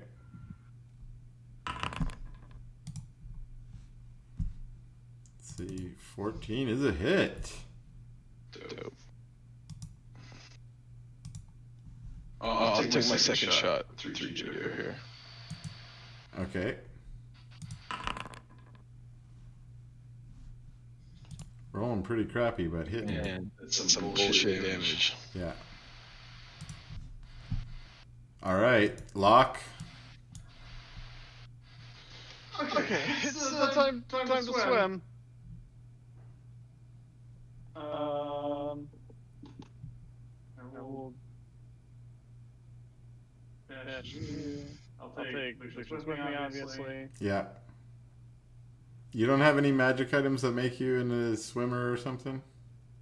No, I'm just good at swimming. I'm a pirate. Yeah, I know I gave that out to folks, but okay, and Lucius is coming with you, yeah. I intentionally think I didn't take something related to swimming because it made sense that I I could. have a class with the clam that allows me to move underwater with my movement speed, which I was going to throw to luck, but then I died. This has been so fun. This is just meant to be a random ass encounter, too. I might as well use my bonus action to dash too. But you move 30, right? Yeah, but that was my movement, my regular action, and I'm reversed, so I can dash again with a bonus action. But you're at half movement because you're swimming. Yeah, I moved 15 and then 15 and then another 15. That's 3 half movements. I see what you're saying. Yes, that is correct. You get 3 movements because you're a rogue. Yeah, so you can move more. Yes. Because in technical terminology, rogues are bullshit. Yeah, and round to round rogues are kind of broken. Yeah. For movement. Okay. I think I'm gonna say skippity doodah, skippity day. Dresdis, you can complete your charge. See if you kill this harpy. Then I will. Attack! Resist 2. Miss, hit for minimum damage, and hit for damage, and the dead corpse of the harpy lies. I was gonna say it falls off, but for certain story reasons, I'm gonna say it lands at your feet. My God. Just in case someone needs that corpse for something. I would have pointed Geo and said, "Gotcha, dog." Boom, there we go, dead. Okay. Geo, you're up. Yeah, I think mostly everything has gone away. So I'm going to actually say that the encounter is over. More damage than I thought. Let's do a quick, let's see what we lost. 1, 2, 3, 4, 5, 6, 7, 8, 9, 10, 11, 12, 13, 14, 15, 16. So 3 of the crewmates were lost other than Creepy Pete. We decided they were they overboarded McOverkson or something? Overton McBordsley, I believe is what Andrew said. Overton Bordsley. Overton Bordsley. Okay. So Overton First, second, and third. Overton Bordsley. And his brother Overton Bordsley the second. Or Junior, yeah. Junior. And then there was a third one who went, which was Overton Bordsley, my other brother, Senior. So all the Overton Bordsleys are all captured by harpies. That's just what happens. They rest in peace. Yeah. We're not rescuing them. Yeah, I know. Part of me was cooking up the Lucius wakes up in a harpy nest with a couple of random pirates. That would have been a fun arc. Cool, yeah. Especially That was just a couple of pirates condemned to slavery on Harpy Island. Yes, unfortunately, this is what happened to the Overton Bordsleys. Well, too bad they were. Luckily, there's 4 or 5 of them back in. For sure that we can get again if we want another one. Just tons of Overton Bordsleys. There's always more Bordsleys. Yeah, it's a big family. All right. Okay. And we'll say that Winter manages to get the crew to swing the ship around back because Locke and Lucius and the one other member who was saved by Dresdis when Dresdis used the command were all still overboard and had to be picked up. And the ship is stopped, and they send out some skiffs to go pick them up, and you guys all get picked up in about an hour's time. And you're back on the board. This was sort of early-ish in the morning, so we'll say it's a couple hours pass. Anything you do in the aftermath of the harpy attack? Thank Locke profusely. Okay. This is not a problem. I tried. I saw the cat. I saw you go overboard, and I had something. I could have made something work, but that harpy, she just tore me to shreds. Yeah, Harvey's a real dinosaur. They're awful. They're fucking awful. Never again. Yeah, I wouldn't. I'm gonna go take a nap. I'm gonna start my long rest right now. Right now. Don't expect me for any of these random encounters. What are we gonna do with all these bodies? I guess we'll just throw them overboard. There's only one. What about the? Oh, you're right. Mm-hmm. No, there's the dude I blew his brains. Oh yeah, there's Creepy Pete. There's Creepy Pete. Yeah, Creepy Pete's body is right there because I was not playing. We lost 3 crew members. So Lucius, Yeah. is there anything you need bodies for? Yep. Just checking. Before they get thrown overboard. Look.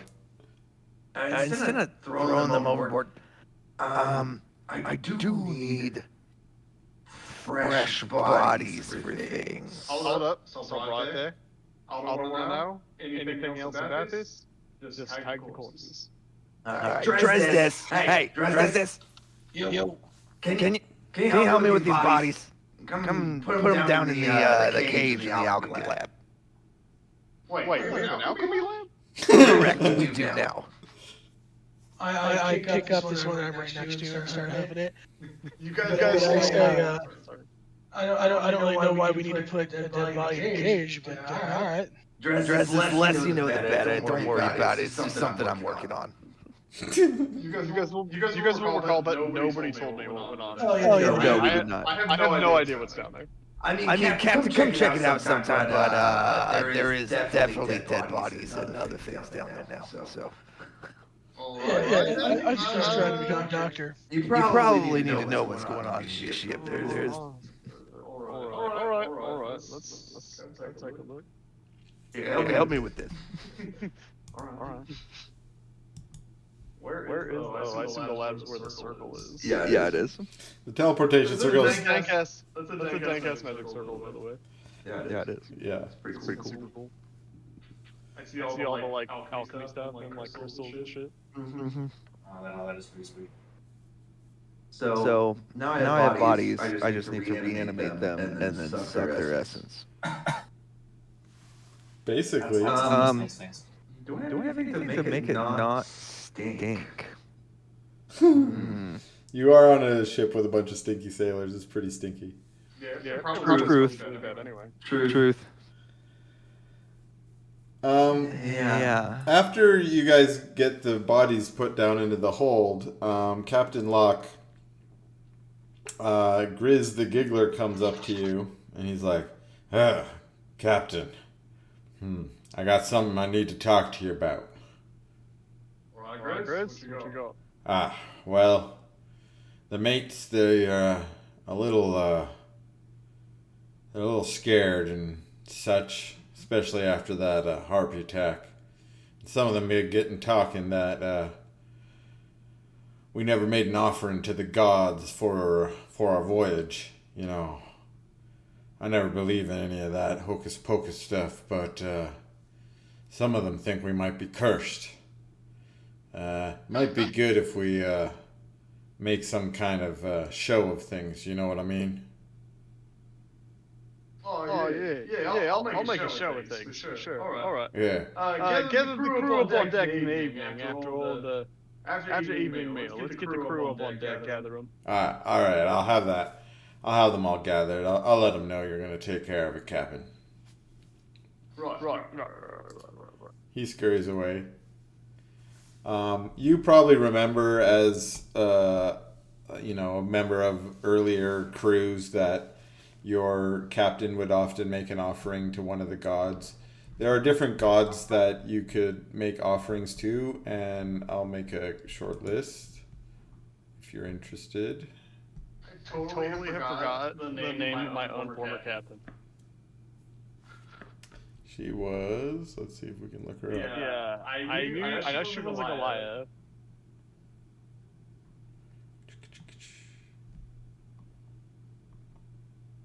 I think I have it under your stuff. It's not in my journal. Captain Big Mama Zotha That's it. of the Chastened Maiden. I remember the ship name because I really like that ship name. Yeah. All right. So,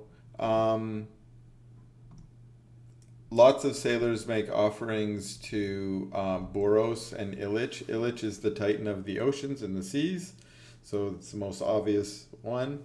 Boros is the titan of water and is very favored of the Bloodshore pirates.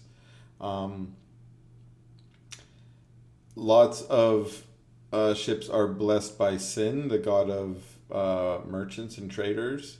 There's Amila, the god of explorers.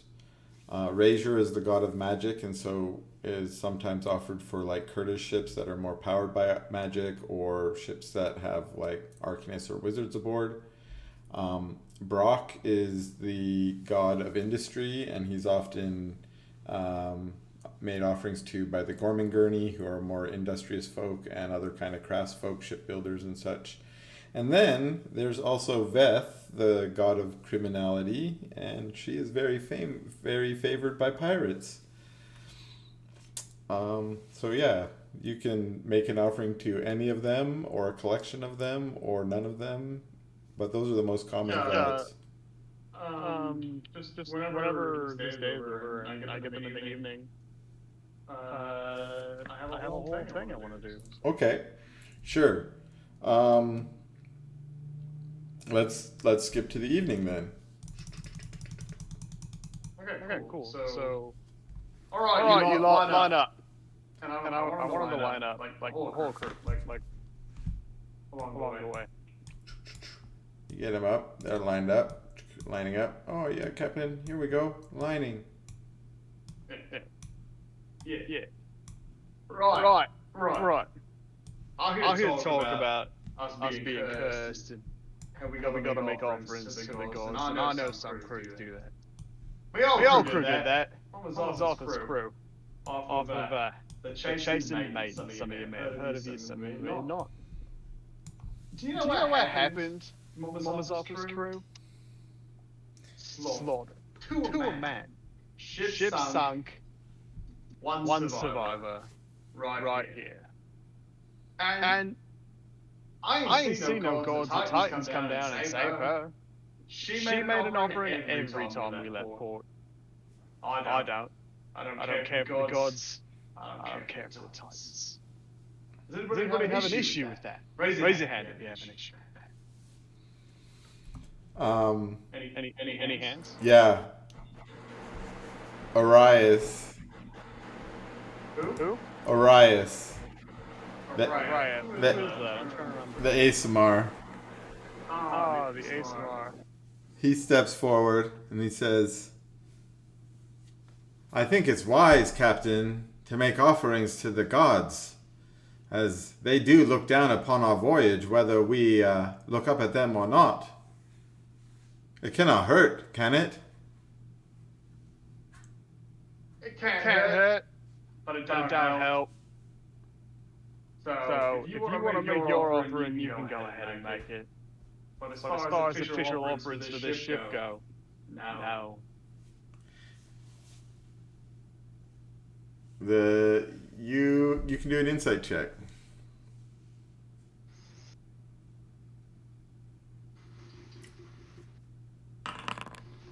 And why don't you That was supposed to be mine. why don't you do a they don't have diplomacy anymore. What is it? Persuasion. I do intimidate. Because this is kind of a thing I'm kind of intimidating. Sure. Yes, you can do an intimidate. Okay. I remember it's at a blind side. Okay. Do you want to do a blind insight, or do you want to keep your 17? 17 is fine. Okay. It's like middle of the road. Honestly, for a -1 wisdom, it's kind of amazing. Yeah, it's really strong.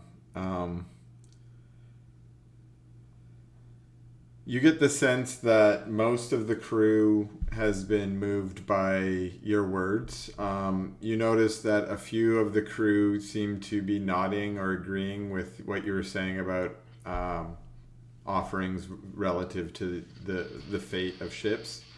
And then there are a few others that seem to definitely not want to test your power and your strength and authority. And there are a few that you think are still wary and unconcerned, but seem to be placated by you saying that Arias could make an offering. You find later on that night, near the bow, a small group of about 7 sailors gather and make a pretty standard offering to Illich and Boros for a safe voyage. And after that, you don't hear much more of it. All right. Quick question. Yeah. Does Loxodon even have any gods of water travel? There's not really like a god of water travel in that sense. And Loxodon probably doesn't worship like the god of water or the god of the seas at all. Like, probably not, because you come from a desert I'm totally land. down for that. Maybe the god of lakes, because there's a big lake in the middle. In fact, that's probably an important one for Loxodon, and I can't remember what the lake one, Ulak or something. Yeah, like well, that. right now that would be a primary source of water. Yeah. So I totally am drinking water. I mean. Yeah. Okay, so I'm good with that. Then, I'd say that Koloth doesn't give a shit about the difference between you fighting on a boat and you fighting on land. No, and you could make an offering to Koloth if you wanted. Every morning, I'm assuming that I have a ritual I perform every morning. Sounds good. And I'm going to say that Xerxes Fiercefang has been joining you with those at the last couple mornings. Maybe asking you questions about Koloth and some of that. You maybe have discussions about the old land as well. Oh yeah, hell yeah. Okay. I think I might want to take a break now. Why don't we do a 10-minute break? Okay. And then we'll go back. Alright, sounds good to me. Okay. I'll be right back. All right. Okay. So, the other thing I think I will do, because it fit more narratively here, is that Dresdis was given some oil by Iz at the last meeting, which was some sacred oil of Loxodon that, when applied to his halberd, would restore its original powers. So I'm going to assume you did that, Dresdis, Alright. as part of today's rituals, whatever you did with Koloth. And so I will tell you about your new blade powers. And I decided to make it kind of pimp. At least I think it's kind of pimp. But I lost it, so let me go find it. Sadiki's halberd. On today's episode of Pimp Loxodon. Exactly. So it's just it's +1. Of course, that's part of what I wanted to do. So it now counts as magical and is +1. And it has 3 powers. One of the powers you kind of used today, which is it can cast command once per short rest, but it can only use the commands surrender or flee. I will accept new additions to this list, but I want it to be lists that like a Loxodon Paladin, Conquest Paladin of Koloth should have, right? Okay. So things you would use in battle that you would scream at your opponent, right? So another one I was thinking was maybe something to get a challenge going, but I didn't know what a one-word command, like I don't know what would fit the spell. If we can figure it out, we can figure it out. The second power it has is it can cast Spiritual Weapon once per short rest. It basically makes a copy of itself that, normally will act as a normal spiritual weapon, so you have to spend your bonus action on it, but it will have the same attack and damage as the actual Siddiqi's halberd, not the attack and damage of the spell. That sounds amazing. And then That is pimp. the last one is once per long rest, you can cast fear from it. Ooh, okay. That's awesome. Yeah. And there you go, your new Siddiqi's halberd upgrade. So I've got those in my notes, but if you put those in your notes, it'll be easier for you to remember. So we'll say that charges up on the next morning when you wake up. And you technically have to apply that oil every year, but we'll say that, who knows if we'll spend a whole in-game year anyways. Okay. So that How was long have we spent on this so far, do you think, campaign-wise? In-game? Actual time in campaign. Let me just check my old calendar. We're in Borisad, which is the 12th of 13 months, and we started in... What? When did we start? Let me check the calendar.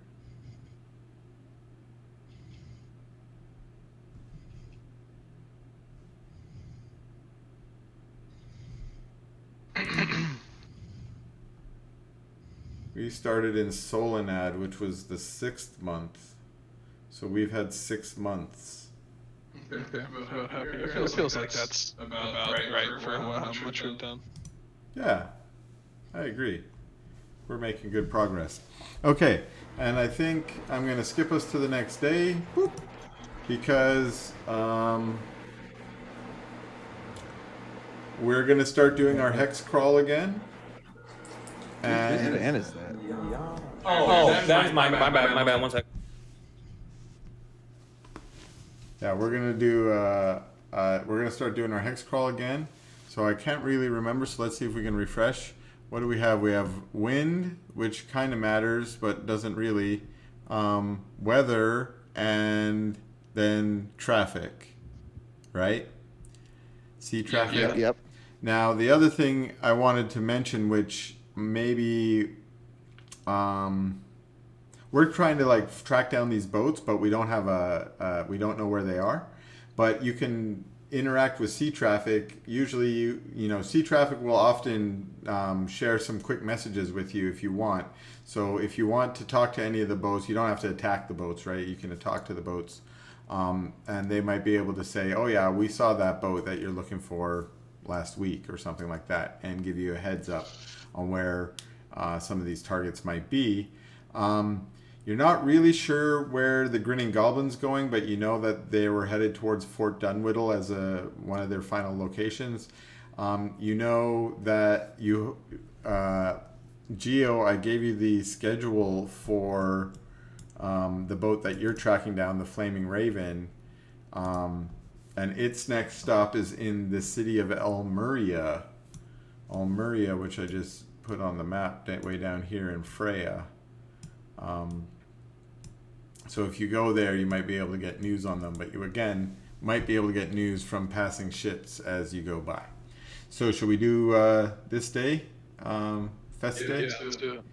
Okay. Oh, I'm gonna say you guys sailed 1 square down on the Harpy Day, and these are the cursed islands. but you're now back into normal traffic. So we'll start with wind. So wind goes D20 to see if there's no wind. If you roll 1, there's no wind. Who wants to roll wind today? I did it last session, so somebody else wants I to also was doing it last session. I'm good to go. Okay, roll a D20 and then roll Yeah, a go for D6. So there's wind and roll a D6.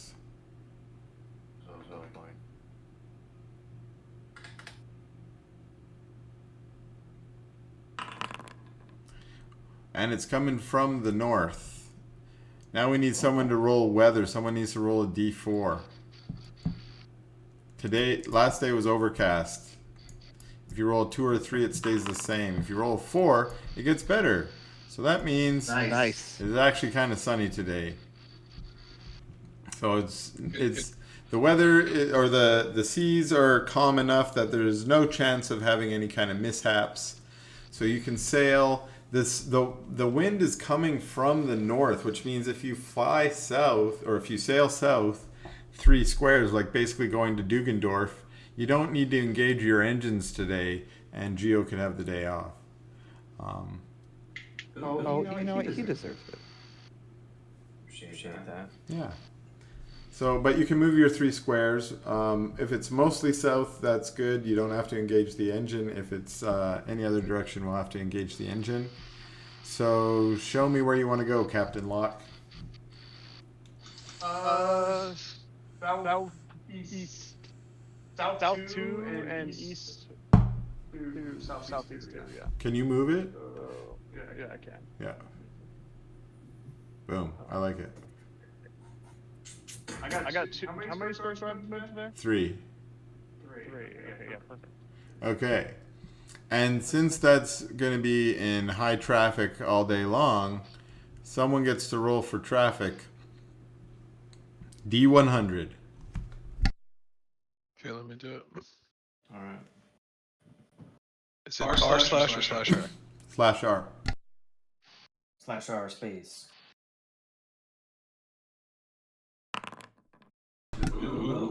Ooh, that means no traffic. Oh. Sick. All right. That is not how you add 1 damage to a weapon. I'm like, what's going on there? If you just make it +1, if you give it a +1 bonus, it should automatically add it to your. It'll add it to hit too, though. Yeah, that's what you want. Yeah. Oh. So just by naming it +1, it's already good? No. You go into the stats and it can be added in. There's a place to add it in, yeah. I think there's a self roll option. So if you're trying to test stuff out, I haven't used it before, but I think you're just trying to test stuff out. That might give you a way to do it without Filling up everyone's shit. yeah. Well, I was wrong. That's so funny. Okay. All we get is question marks. Oh, instead. you used it when no one else sees it. Oh. I didn't know that's what it meant. Okay. Okay. Oh, there was no traffic. That's what it was. Okay. It was a dull day sailing out in the Straits of Hrothgar today. So, the other thing that we can get working on is any of Lucius's nefarious business. Lucius, did you want to do any nefarious business this fest day? So I do have some scrolls of phrase dead. Yes, you do. Or How exactly would I go about sucking the negative energy out of something? Is my question. Carefully. I would say that you and Can I ask like Kawa or something to help?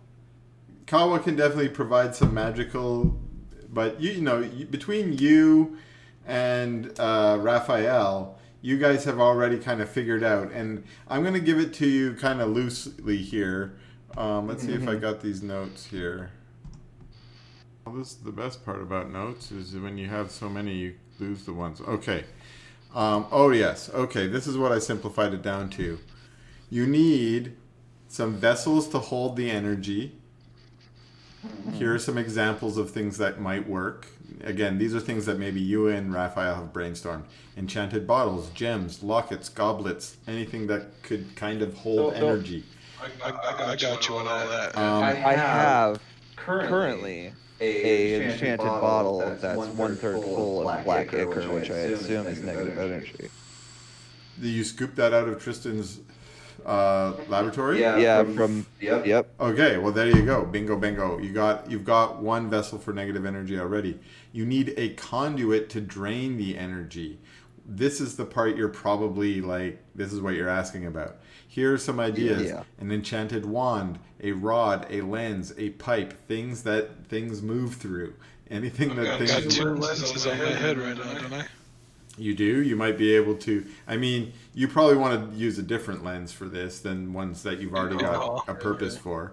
But that all of these things, Raphael, you're pretty confident you could build Right. in your lab. Okay. I've got parts for this. Yeah. Exactly. So the piece that it seems like you're missing right now, the other thing you need is a source of energy, but you've got that. So the only piece you seem to be missing right now is some kind of thing to drain the energy with.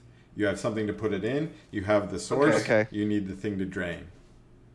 So I'll walk up to Raph and just be like, "Hey, I don't know if you no questions asked kind of thing, but these corpses that we got downstairs, I think I can get some sort of negative energy from them if I just have a conduit to siphon the energy into this magical bottle that I swiped from Tristan."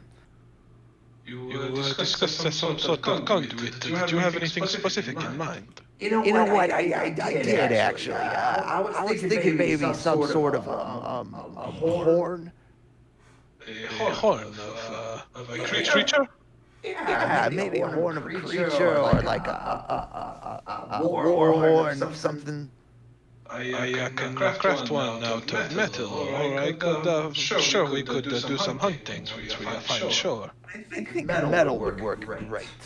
It is well within my abilities to craft a horn of metal. I don't know, maybe like a ring. You think a ring would work? I am well versed in the making of jewelry. You magic just like anything else. It is really up to your preference. Let's do a ring. And can I have it with just a six skull on it, if you don't mind? I will do my best. My metallurgy is not quite as advanced as it once was, but I will see what I can do with the details.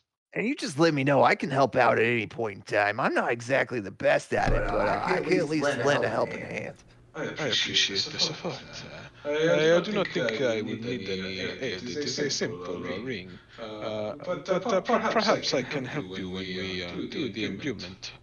We'll probably do that. I probably will call on you as well when I start sucking energy out of these things. At least for security. You know, keep a watch over me. In case anything goes wrong. I am not sure if I am comfortable with calling them things, but we will process this at a different time. That's fine. I mean, they're corpses now, but I'll be raising them. It's not the kind of crafting that I was doing at the Tower of the Corvo. No, but you chose the pirate life, so... I assumed that this would mean larceny and maybe the sacking of an occasional nobleman. So not raising the dead. Well, it's fine. Maybe I dress this or I have no qualms, mio poto. It is certainly something I can adjust to. Just give me a moment. Fantastic. Thank you. I really appreciate it. I'm gonna go up and talk to the captain too. Okay. This campaign could be called the corruption of Raphael. I'm definitely not roping him into summoning undead to siphon their undead. He doesn't really have morality very heavily, so he's down to explore. He's never had any of the ideas before, so he's kind of confused. Captain, just a heads up. So the corpses, I'm gonna go ahead and raise those. In the cage, obviously. But when Tristan was meddling around, with the Philosopher's Stone and such, me and Raphael think we can probably start sucking energy out of these things. Right. I have no idea what you mean. And I am going to let you go ahead and do whatever you guys are gonna do.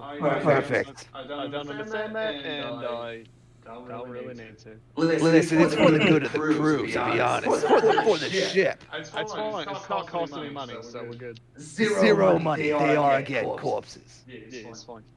No problem with it. All As right. long as you're not slaughtering crew members to feed whatever, we're fine. Funnily enough, one of them is Creepy Pete. I shot him. You killed him though, so I'm gonna use his body. It's fine.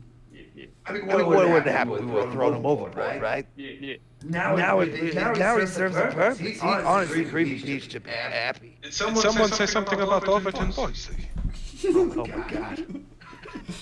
Where'd he go? Where is he? Is he gone? I believe we lost him and his two brothers. God. There was a service on the held by Orias earlier. Well, it's a shame that we can get those corpses, but oh well. Okay, so I want Raphael. We need to make a thing. Raphael, I want you. We're gonna say it's gonna take 3 successful crafting checks for you to build your little death ring that you had in mind. So go ahead and make a craft check. What were we doing for your tinkering checks? Sleight of hand. Yeah. We'll say DC 15 for successes. I'll do this public. Yeah. Sounds fun. Let's see here. Not today.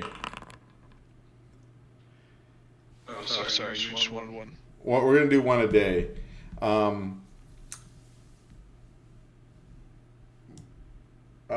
Yeah, okay, that's successful, or that's not successful, I should say.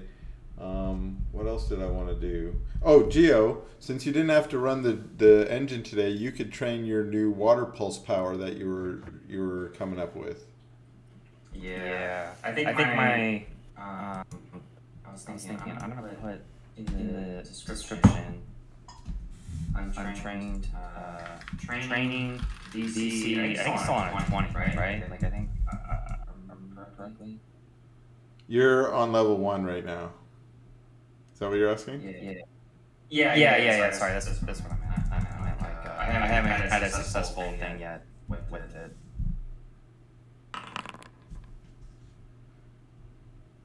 Woohoo! That's a success. That'll put you up to 2. Okay, and then let's go to the next day and do same thing again. So we need some wind.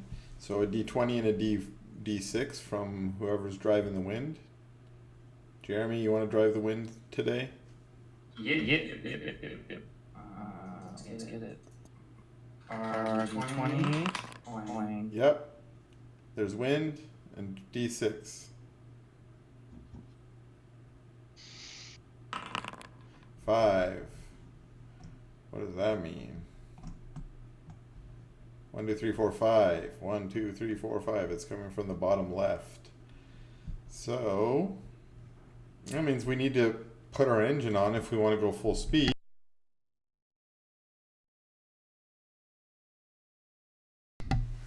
Captain, where are you trying to get to today in your movements? Today we are going three today? 3? Yeah, you can have 3 with the engine on today, yeah. Okay. We're going there. Just past Durkendorf. Okay.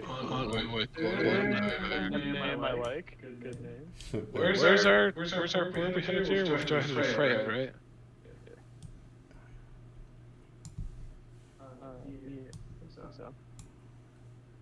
Yeah. You're trying to get down to Freya at the moment, yeah. Yeah. Yeah.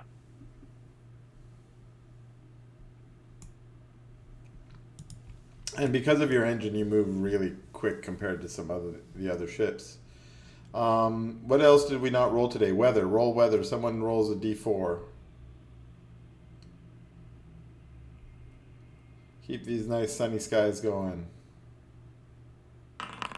Oh, even sunnier. It's so hot out. It's global warming. The seas boil off, and you all die.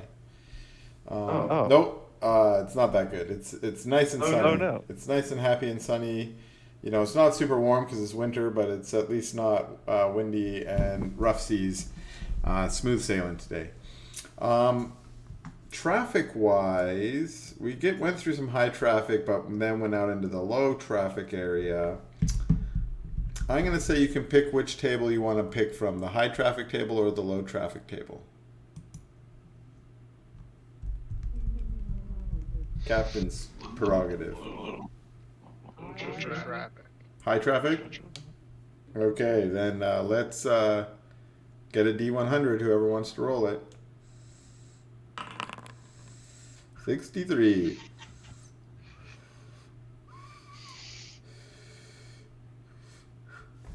So, Angler calls out, Captain, port side, ships ahoy. There's three ships that come over the horizon.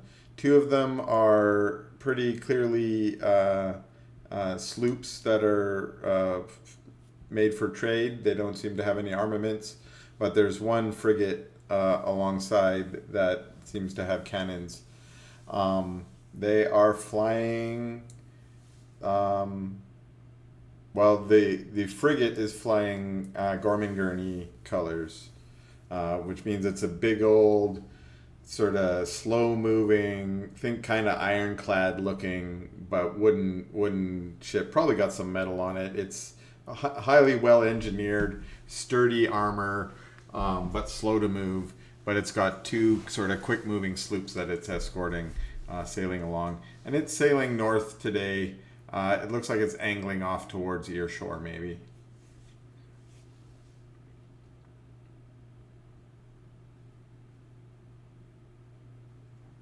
Let it sail by. Well, lads, we've heard about some plundering. Fantastic about it. We've got two holds ready for some loot. It would be an interesting opportunity to observe the effectiveness of the cannons on such a heavily fortified vessel.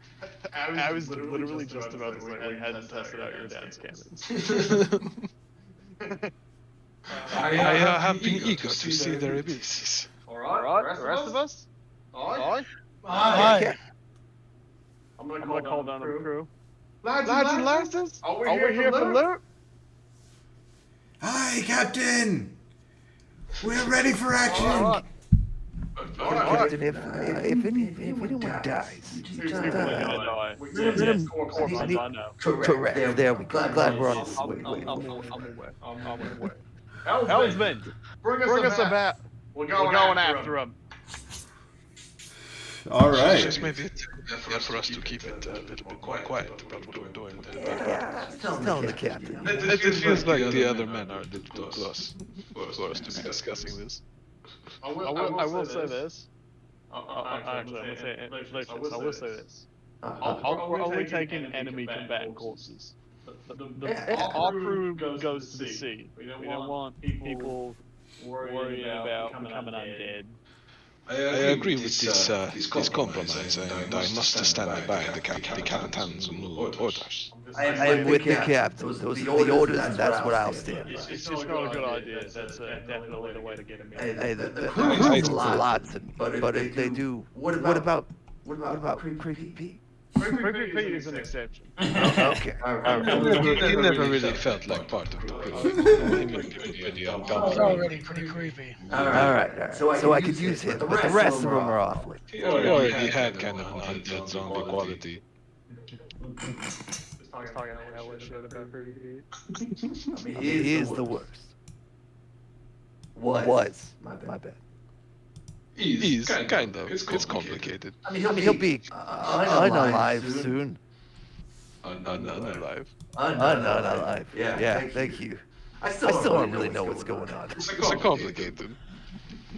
I think then he would just be even more creepy. If he was an unalive creepy, then he'd be like double creepy. You know what? I think you're on. Guys, you're overthinking this. You know, that's PTSD. oh my god. That's why you're the captain. That's the best thing. That's just my 2 cents. I need to set up some extra ships, but I think. Did I get 1 or 2 nights to use hit dice? Because I am very much almost done. You got 2 nights of sleeping. So 2. But your hit dice. Your hit dice. You can use as many hit dice as you want in a short rest. They just don't recover until your long rest.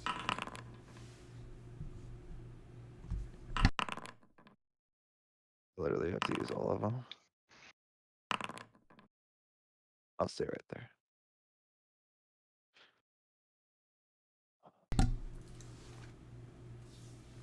All right. So, let's randomize a few of these things. I said they were coming north already. So that means they're going a different direction. Let me pull you guys to this side of the map.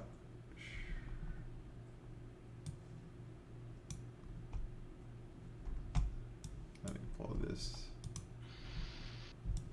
Oops. Now. Ooh, it works.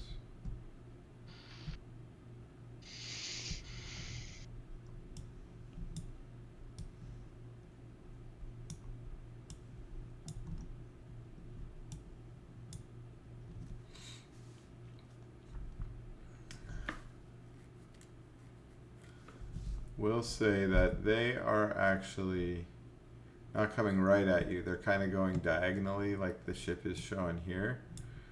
And so you're not quite on an intercept course right now. You're going to pass behind them as they'll be passing on your port side.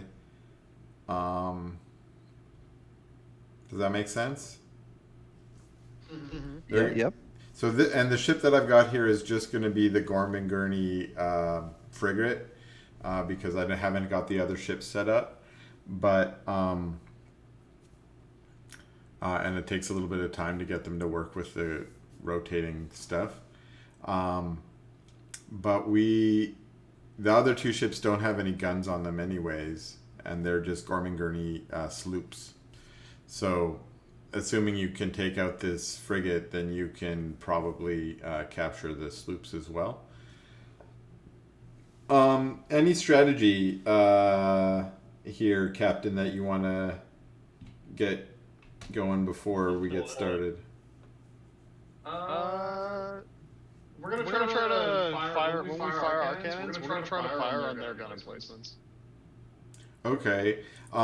For ships, what I've just here, maybe I'll share some of these, because what I've decided to make it simple for ourselves is we're gonna have hit points that are very basic. So you have 8 hit points. I think they have 8 hit points too. As long as you have more than 3/4, so 7 or 8 hit points, you have full speed and full guns. If you go down to 3/4, you have half speed, half guns. You're crippled. After that, you become dead in the water. Your ship still floats, but it can't shoot. And after that, you become sunk. So I don't think I figured I did that. I thought this through very well, but that's what I have in my notes. Okay, and so you're, and honestly, even though I set up this map, it's mostly just for visual. We're probably just gonna toe-to-toe shoot guns at each other, kinda. Is sort of what I'm thinking. I haven't decided what the range on these guns are, but okay. You also mentioned you kind of wanted to test out the new guns, right? So the only thing that I can think that the new guns are valuable for is that they probably have higher range, because that's what we just did when we were role-playing them earlier, right? We shot them at a high range. So if you want to try and shoot them at a high range, we can do that and make that as part of the role play of this game, this encounter. The other thing is you have 2 normal cannons, and then you have the 2 prototype cannons. And you saw from the layout of the ship, hopefully, that there's 2 cannons on each side, and then there's the potential for you to put 2 cannons in your front. Now, I wanted to let you guys set up your cannons however you want them. But at the moment, like before you got your 2 new cannons, you had 1 cannon on each side. Is the setup you got out of the ports. Mm-hmm. So you got your 2 new cannons. How do you want your cannons arrayed? You have your front cannons, you have your side cannons, and then 2 are higher range, 2 are lower range. So do the front ones point straight out? Yes. So think of like forward arc versus side arcs. We should put one straight out. One straight out. Agreed. I was thinking, yeah, the same thing. Because the longer range is great for chasing. Yep. Maybe the other one, I don't know, either on one of the sides or in the back. Probably on the side, just to have a greater firepower off of 1. Yeah. Just favor that side in combat. Yep. Which side though? Starboard. Yeah. Sure. It sounds cooler to say and yelling it out. So let me get this straight again. You have 1 forward or 2 forward? 1 forward and then 1 on the starboard. And then 2 for the main cannons, and then 1 normal cannon on left and right?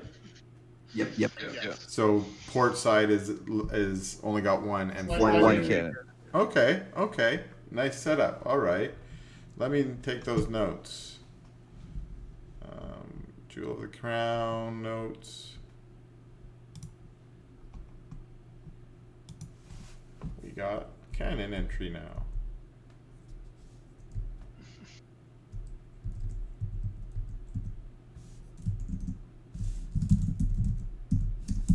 So, long range is forward and starboard, and short range, like that means anything to me, is starboard and port. Okay. So let's just do this kind of ad hoc. Let's roll initiative. What do you think initiative should be rolled with?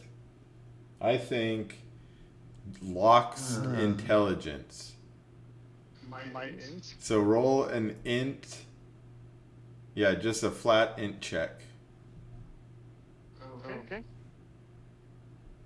Oh, yeah. That's gonna be great. Okay. Well, I wasn't going to make my captain very intelligent himself.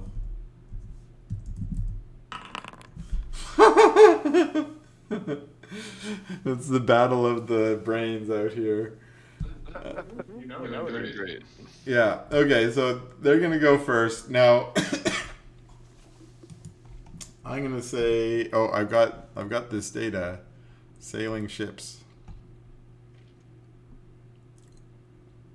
I thought these things up ahead of time so I wouldn't have to make them up in combat.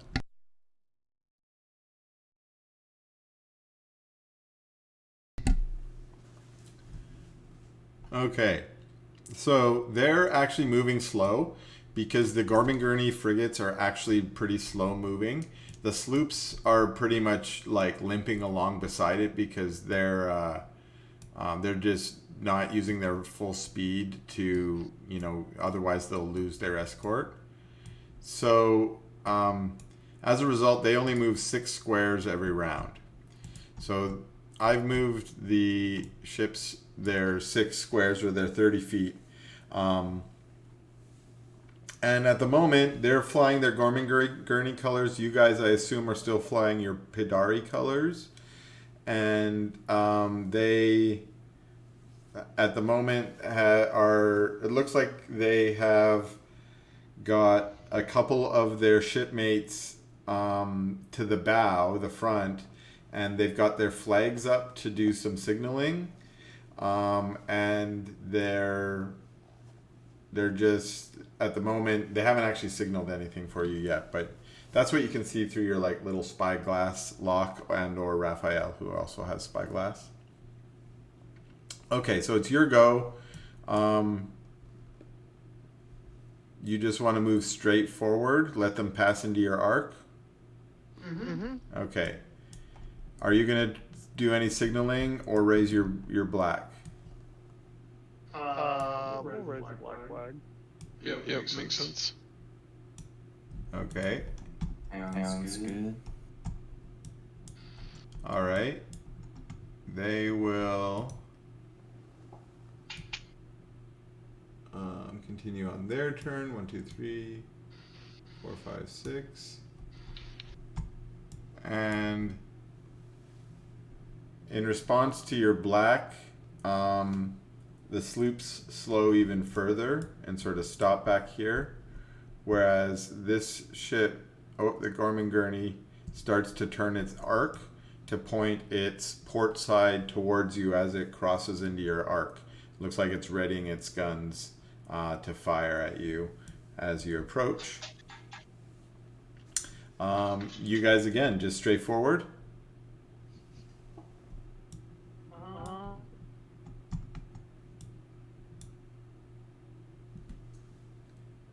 Yeah, why not?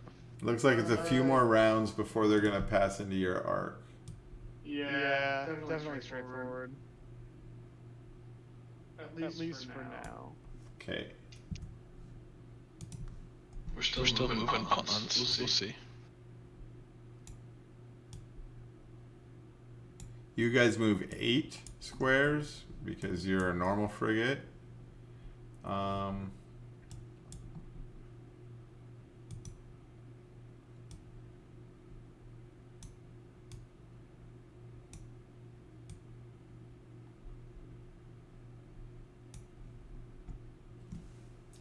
They're going to turn their arc one more time.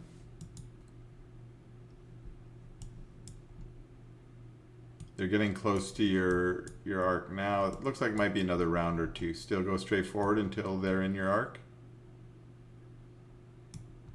Yeah. Because I don't want to fucking have them try to do some sneaky shit. Okay.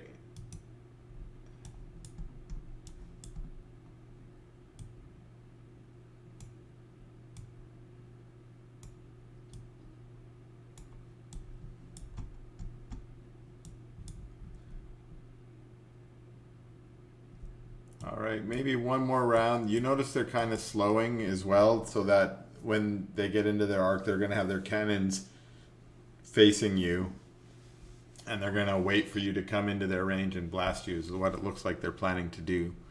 And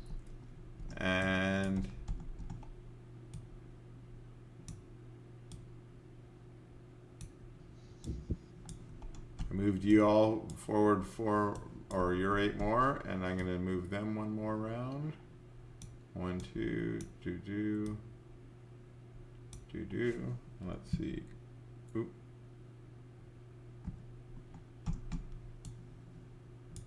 Not quite yet in each other's arcs. Well, let's do some measuring. Let's see here. How far here? What does that say? 1,000? 700 feet away. That's definitely further than you can shoot. I'm going to say that normal cannons can shoot 300 feet and your long range cannon can shoot up to 500 feet. There's probably disadvantage, ranges and stuff, and I'm just going to eyeball those for now.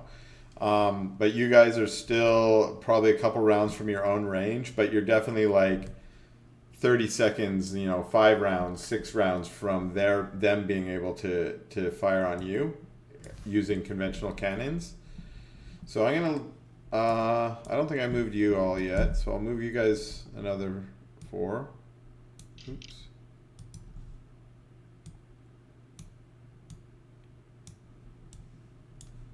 And them, they're 6.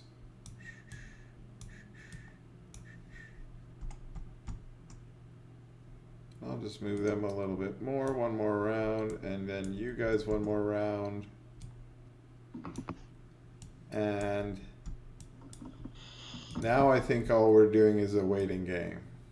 We're basically playing chicken. So, y'all are 620 feet away.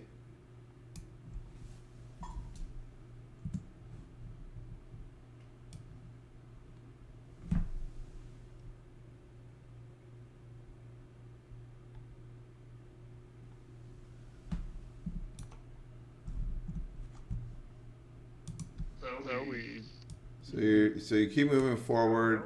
3 rounds away, you get to 500. You can see them ready to fire, but they're not firing yet because the range is too far. But you guys can attempt to fire at this range if you like. Yeah. The cannon's already Captain. Now the one thing I didn't put was the what roll should we make for firing? I'm pretty sure like most cannon things should be Raphael. Yeah. Sure. Raphael is in charge, and then. Okay. What should we? Probably not gonna be sleight of hand. I feel like. Maybe I've been thinking about this. I think intelligence makes sense for aiming cannons, but more than dexterity. What do y'all think about that? Yeah. So maybe an attack roll, but we'll use the intelligence instead of dexterity, and we'll use your proficiency bonus, Raph. So intelligence plus proficiency, which I think is +3. So what's your intelligence bonus? My modifier is +4. Oh, of course it is. So that's sweet. So you're probably +3 proficiency, so that's +7. D20 +7. +7. Okay. So I get to roll a D20. Yep. +7. Cool.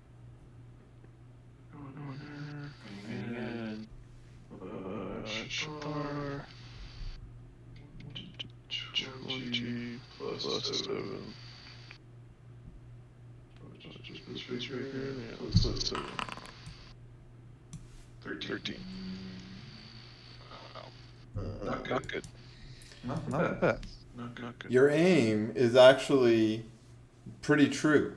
Okay, your cannonball. I mean, you did your part, is what you're thinking here. Okay, actually, you actually are supposed to roll that at disadvantage. Can you roll another one? Yeah. Because we're at so far range.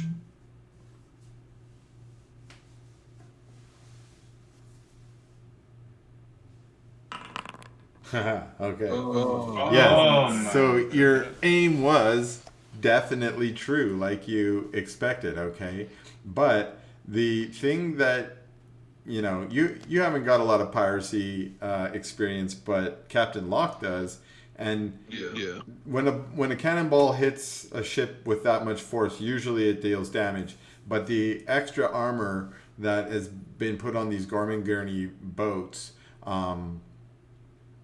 make it almost impenetrable, at least to this cannon blast. So you got pretty good, but you weren't able to actually penetrate the Gorman-Gurney armor. Captain, I must calibrate for the armaments. It will be better next time. I think I had a cool name for them. Let's see if I can go. With that, Raph? At the same point, though, you were... Oh, they're the sea turtles. Yeah. These warships are called sea turtles. In any case, you're quite impressed by the fact that the cannonball actually made it that far. They're probably crapping their pants over there because even though there was no damage.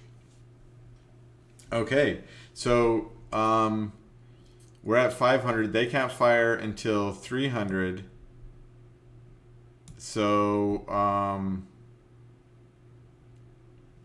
their round, they just sit there and do nothing. What do you do on your round, Captain Locke? Move closer and fire on them again. Okay, so we're gonna get 1, 2, 3, 4, 5, 6. I think that was 8, but we'll call it 6. You move you forward. Okay. Fire at will, Gunner Raph.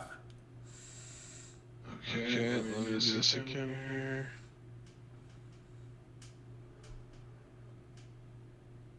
I'm gonna make this into a macro for sure. If you just press up on that chat window, it will probably select it for you. We'll do it again. Oh, really? Yeah. Oh, yeah, look at that. Okay. One more, please. All right. You adjust this time. More powder, I guess. I don't know. To give it more force. And this time, the cannonball actually manages to strike through. Or maybe what you do is you adjust it up just a little bit, so that instead of hitting their well-armored hull, it blasts through the railing on the side, and it smashes into one of the crews. You notice 3 of the crewmates go flying off the side of the ship and land up in the water, splintering timber everywhere. And sure enough, you score a hit on this vessel. So that's one hit. Definitely a Wilhelm scream. Yeah, exactly. Exactly, a Wilhelm scream. As you see the one guy like, ah! Okay. You notice now that there's sailors scrambling on their ship.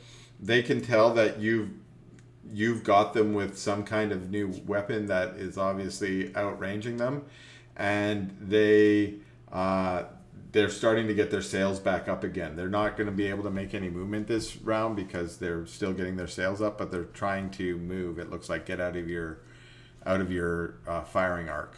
But you get another round. Okay, hold on. Alright, are you ready? Yeah.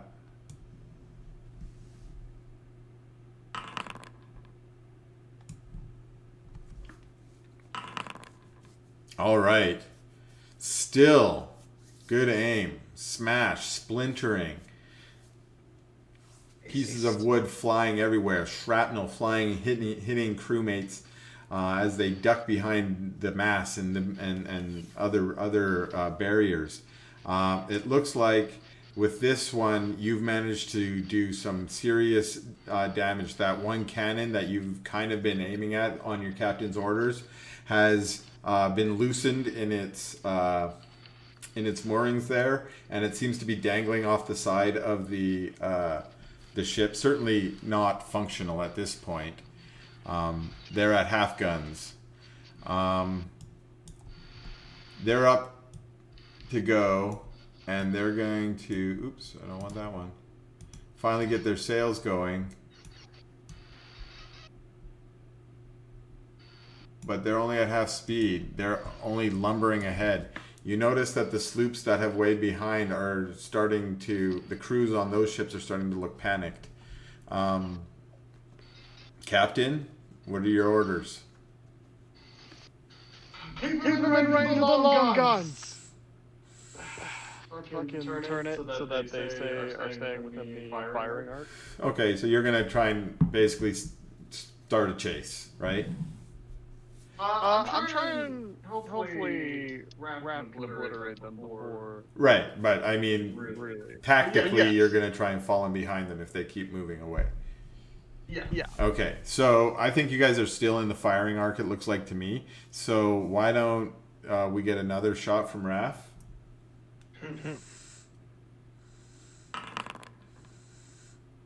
Ooh. Now that they've started moving, you've had to adjust your aim, And you remember when you were doing this up on the hill, it was so much easier to like adjust your aim, right? And you even took like a minute to do it there. So doing it on the fly here, these ones unfortunately shoot too far behind the ship and it land in the water. Bummer. All right. They're going to limp forward a little bit more.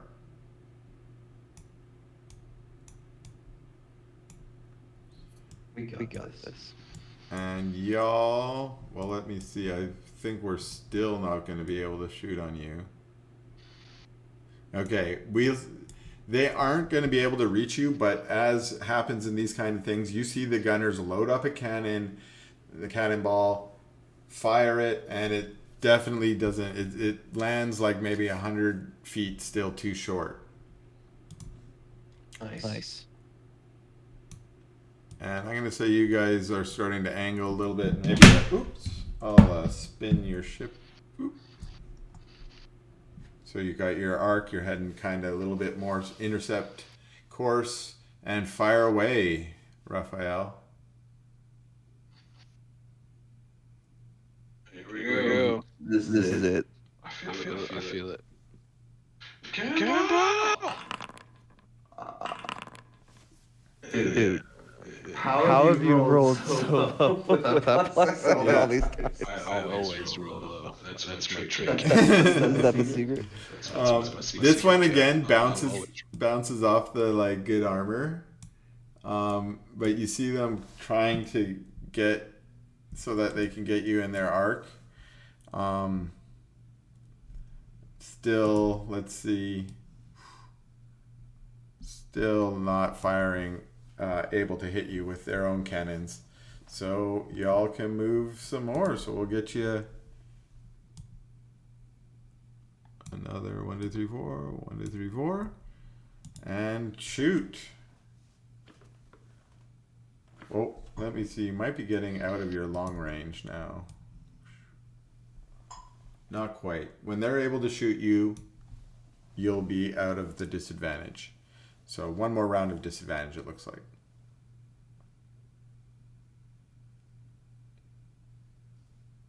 Go ahead, Raph. Okay. All right, here we go.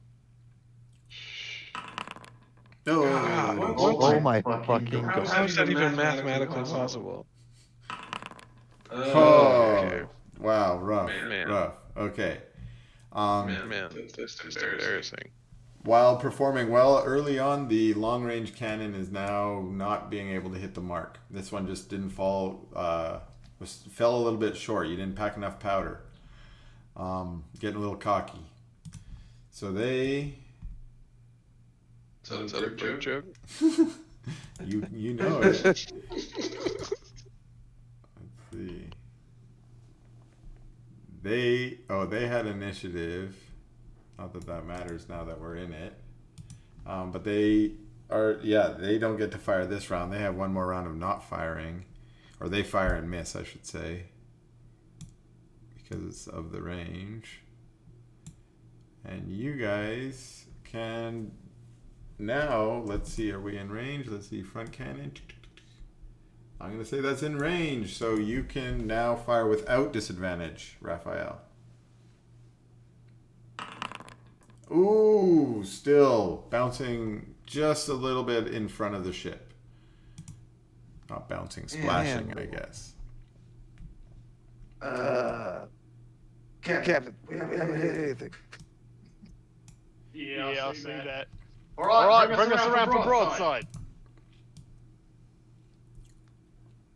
Okay, they've got you now in their long range. Okay, but remember, you already disabled half of their guns, so they only have one gun, just like you do.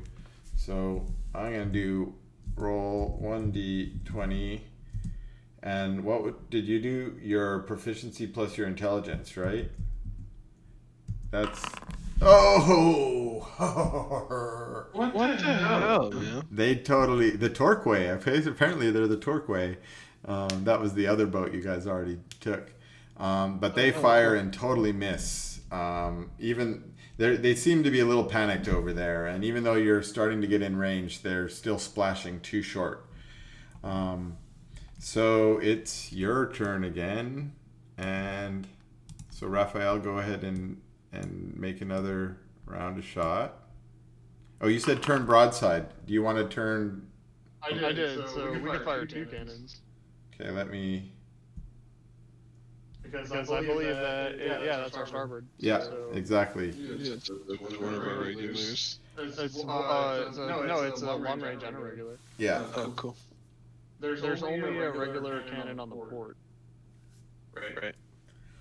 So that's a miss from Raf, and we'll say they do their little move, and they'll do their shot.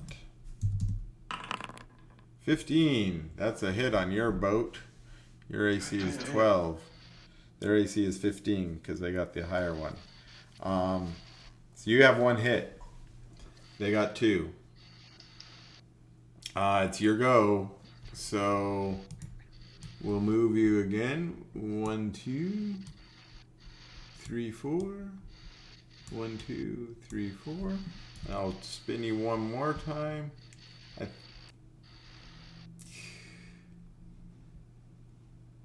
I'm going to say we're still front arc. Last round in front arc.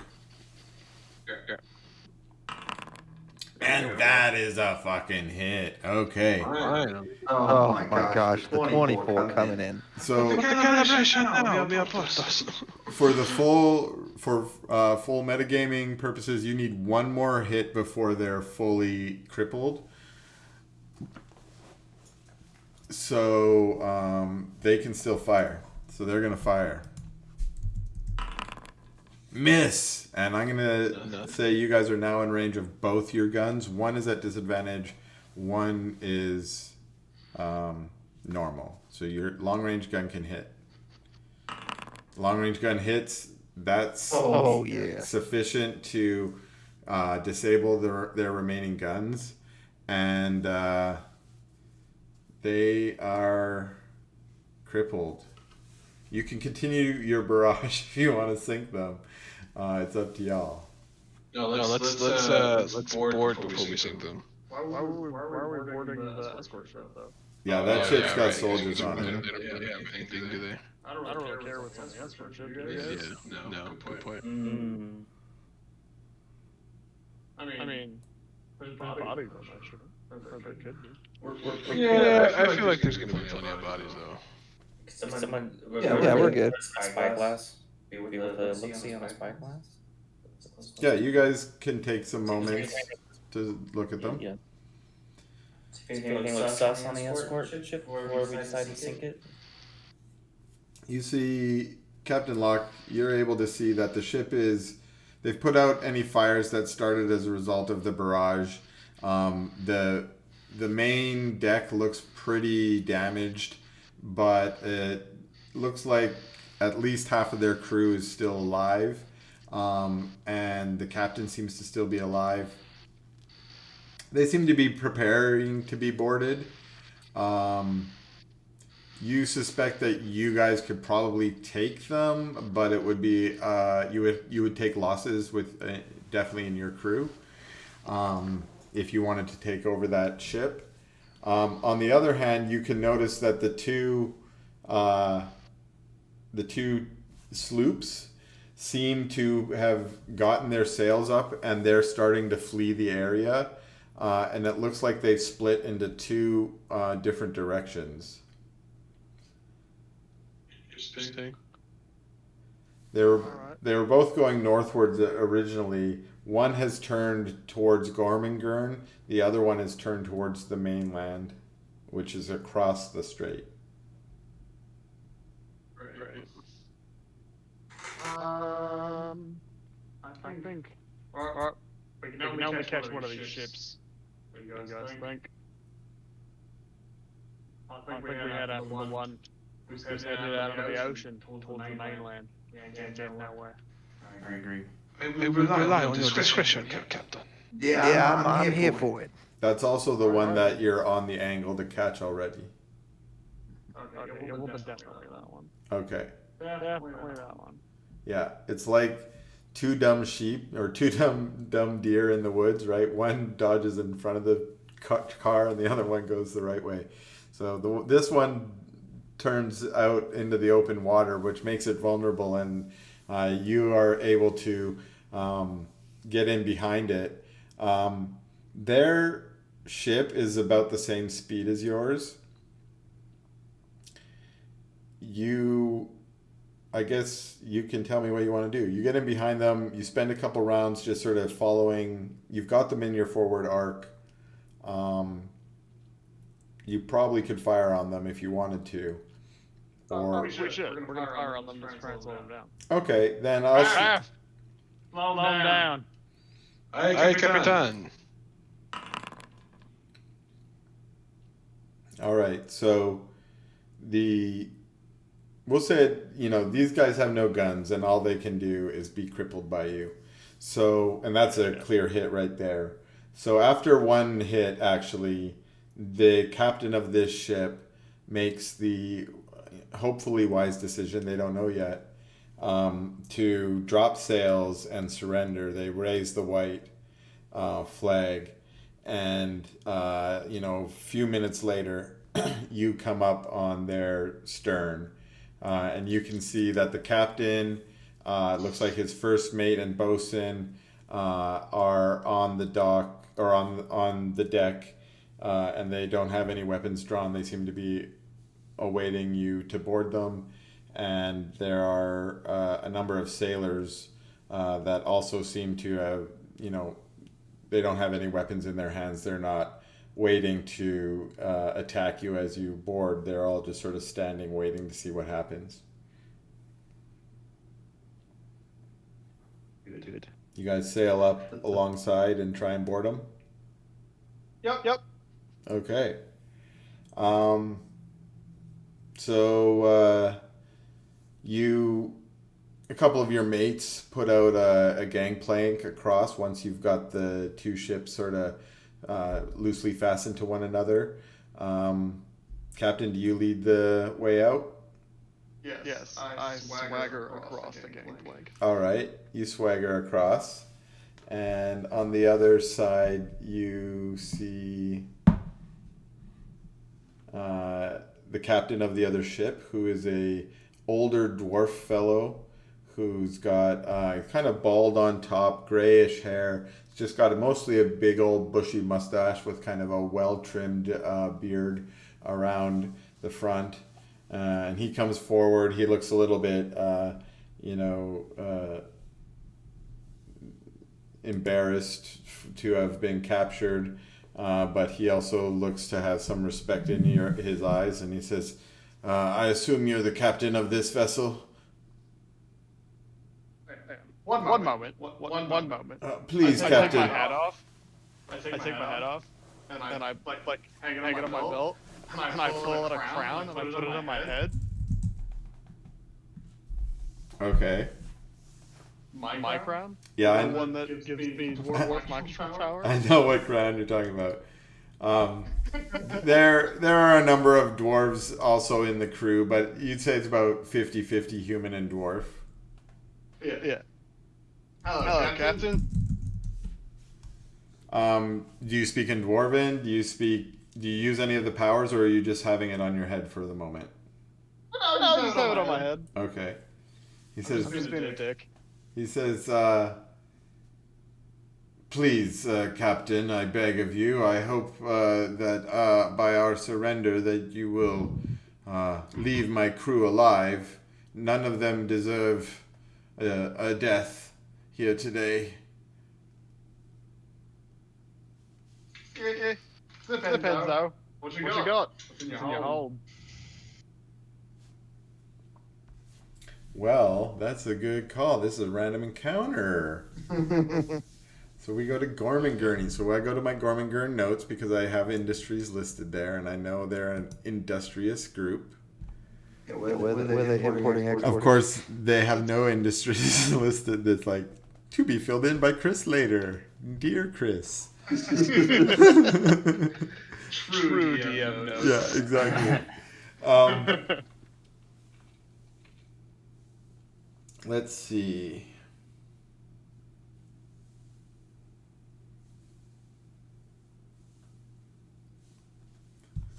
why don't I go to one of my other cities that does probably have industries? Just for ideas.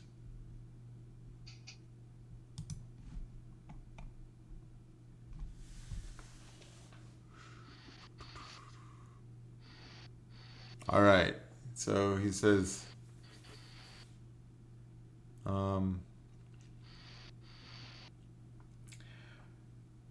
we're hauling raw materials and some manufactured goods over to Earshore. It's mostly, we've got raw ore, we've got iron, a little bit of gold and silver that might interest you. But we've got our other hold is full of tools, mostly hammers, axes, picks, and such. We have a small contingent of weapons and a couple suits of armor. That's what we've got. All right. I'm gonna have you and your men go stand. Well, actually, first, are you sure that's everything of value you have? And now I'm gonna use the crown to make him tell me the truth. Okay. Done. I can always cast a circle of truth. That's actually a good point. Actually, I'd rather do that. Actually, I didn't know you had that spell, Raph. Raph, I didn't know you could do that. I'd appreciate that if you'd go ahead and cast that. Damn, I wanted to pull out the crown. Okay. I don't have circle of truth. I lied. Damn it, fine. I'm gonna use the crown then. You can use the simplest power, which is effectively a command or a charm level kind of power. Or you can use detect thoughts to actually read his thoughts, or you could do more dominant things. What? Dude, detect thoughts. Detect thoughts for sure. Okay. Detect thoughts is so broken. So surface thoughts, you can tell that most of his concern is for the lives of his crew. He apparently has family on the crew. You now recognize a family resemblance for his bosun, seems to be his son. He seems like he is trying to be cooperative to that end, hoping that you will spare his son and his crew. And at least from your initial probe, it doesn't seem like he's been misleading about that. Do you want to use the Detect Thoughts ability to probe deeper? No, not really. I'm inclined to think that if he's got family on the crew, he's probably not going to want to risk them by hiding any valuable materials from pirates who could easily kill them all. Okay. So can you do a wisdom save for me? Oh yes, the wisdom save. I forgot for the crown. Glorious. Yes. Okay. So that wisdom save actually wasn't for the one you thought it was for, but that one will come up in a second.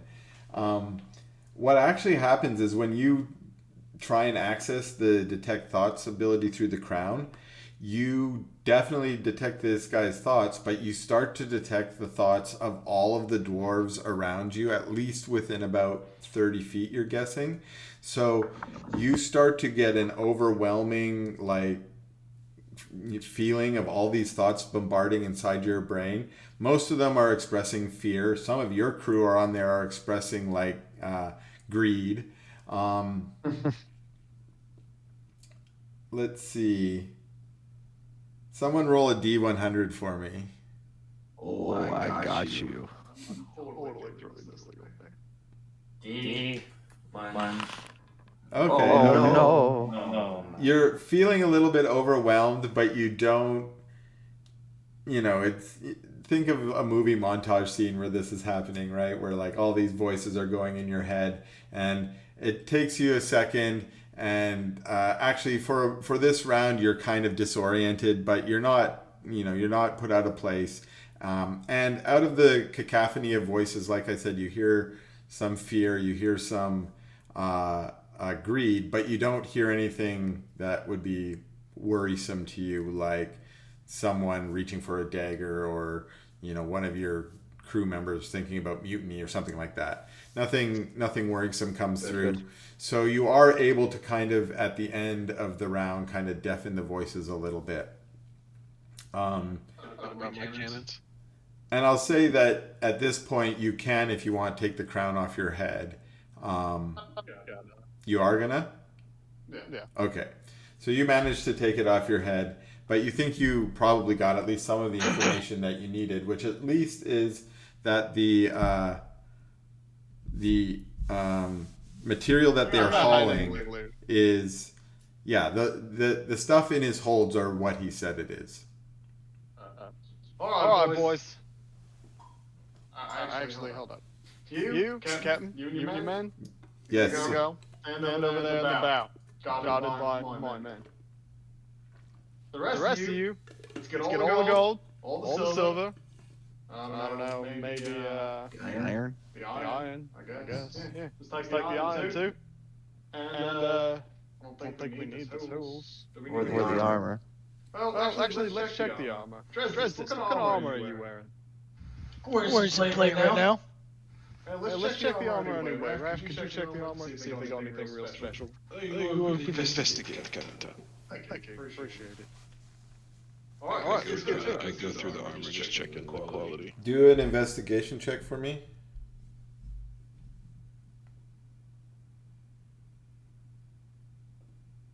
Figure artificer would be really good at checking armor. That was insight. Do investigation. Sorry, I touched it insight. That way you can re-roll it and not have to use that crappy roll. 14. Okay. You find one set of full plate armor. You find one suit of half plate armor, both of which are definitely high quality, well made, and can certainly be sold for some good money. Might as well take it.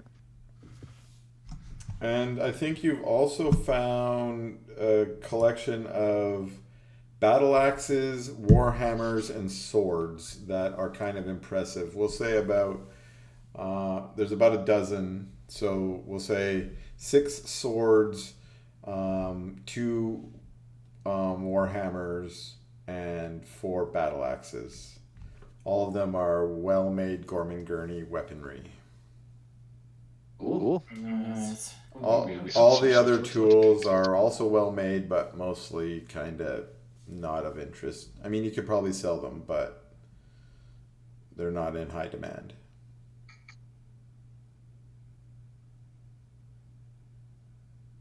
Okay. So I report back to the captain. Okay. So it seems, Captain, there is various things of value, especially the armor.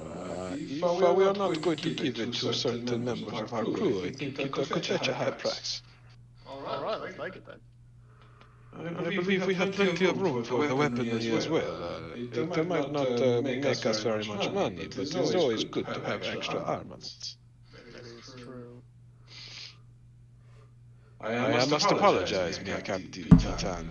Mia Kappa, he assured me that the cannons would behave more appropriately than they did. I promise you this will not be a problem again.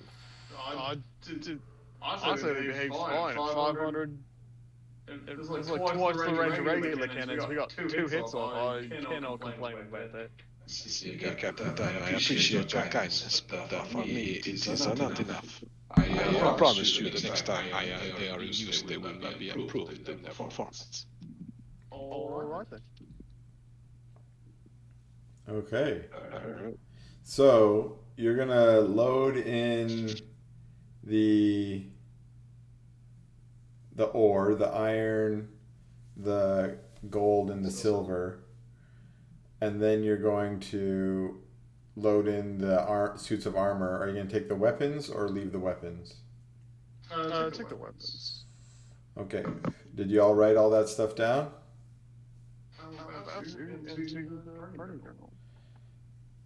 I'm gonna write down some of this. I'm only gonna write down the ore because that's gonna fill up one of your holds. The rest of your stuff can just be put in places. We should just hand out the weapons to the crew as a bonus. Fuck yeah, they love that shit. That's Agreed. Grizz is like he says the crew is really excited about that. They're going crazy over the new weapons. Thank you, Captain. Oh, no problem. That's why we do this. To get new loot. They are finely crafted. I tried to make sure they went to the better fighters, you know, for our sake. That's good. But we might want to make sure the loot is getting spread evenly too, you know? Yeah. Or at least the shares of appropriate size. I've got it all marked down in my book here, Captain. You can double check it if you like. He gives you a look-see at it if you want to.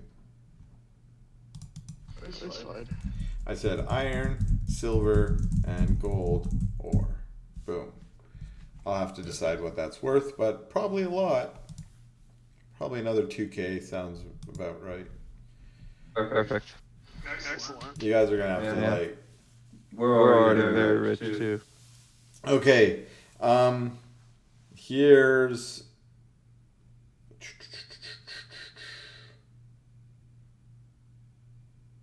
Yes. I need. Let's do another D100. Whoever wants to roll the D100. The last one. I'll do it. Just finish up this. Mine wasn't very good. I put a period.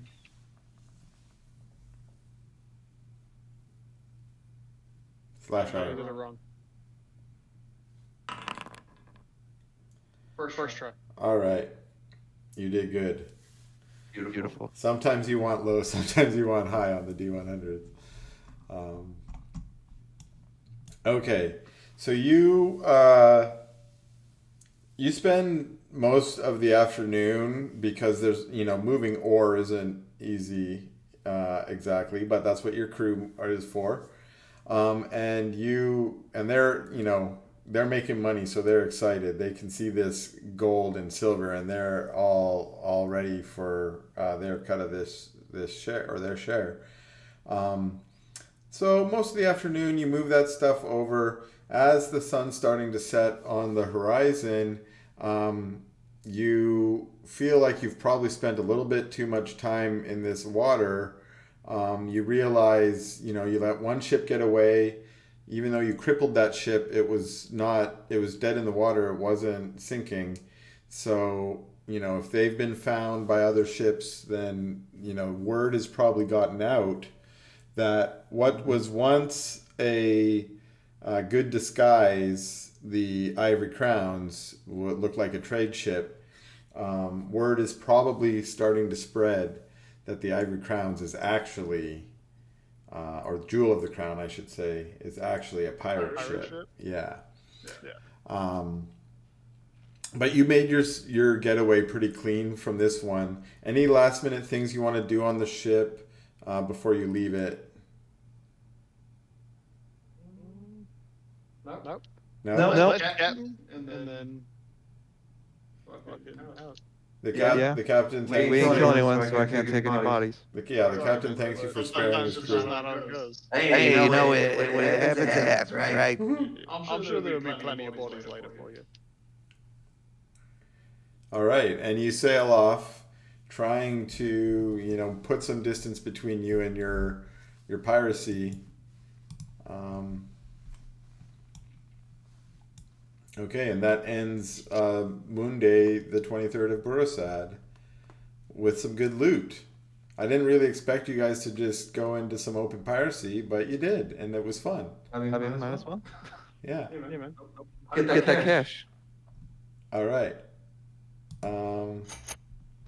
Next day, let's do some wind. Was that D20, D4. So that's the D4 slash roll 1d20. Good. Okay. And let's do what's the other one? Weather. Someone needs to roll. Oh wait, 6.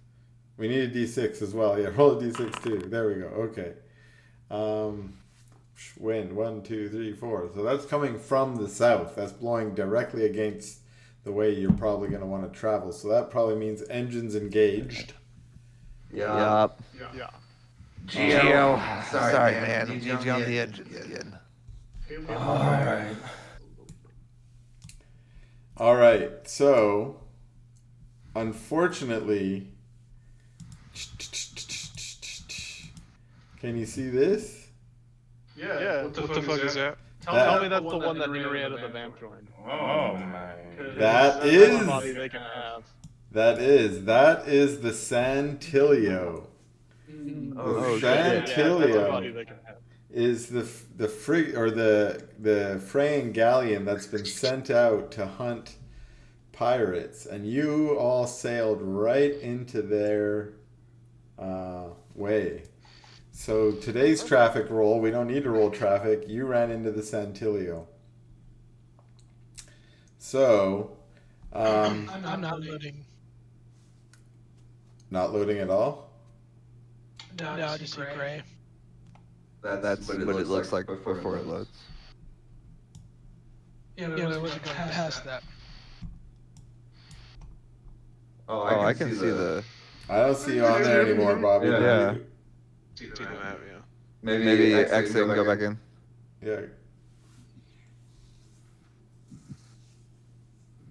In any case, there's not much to see. It's just a swashbuckler. It's just the ship. Okay, so you once again get a call out from Angler. Captain, ahead, Freyan galleon. It's a big one. And you see coming up straight ahead is a very large Freyan ship. And it looks bigger and better gunned than other Freyan ships that you've seen in the past. It looks like it's been intentionally done that so. Most Freyan ships have a maximum, or most Freyan galleons, that is, have a maximum of about 8 cannons. That's 2 in the front, 3 on each side. But it looks like this one has more cannons than that. And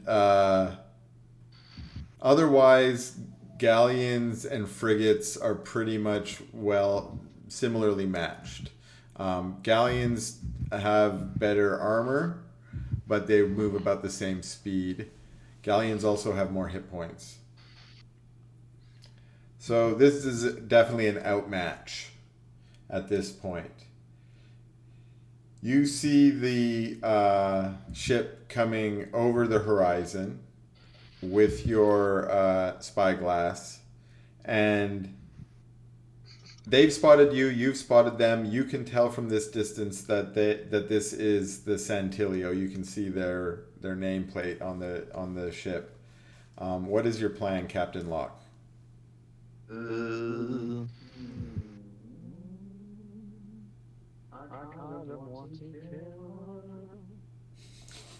You've also taken 1 hit on your ship already.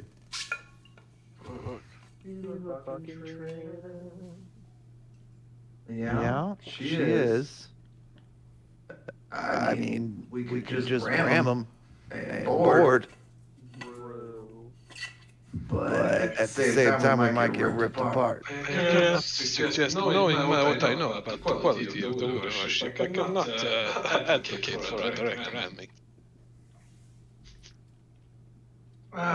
Sometimes discretion is the better part of valor. Rather retreat.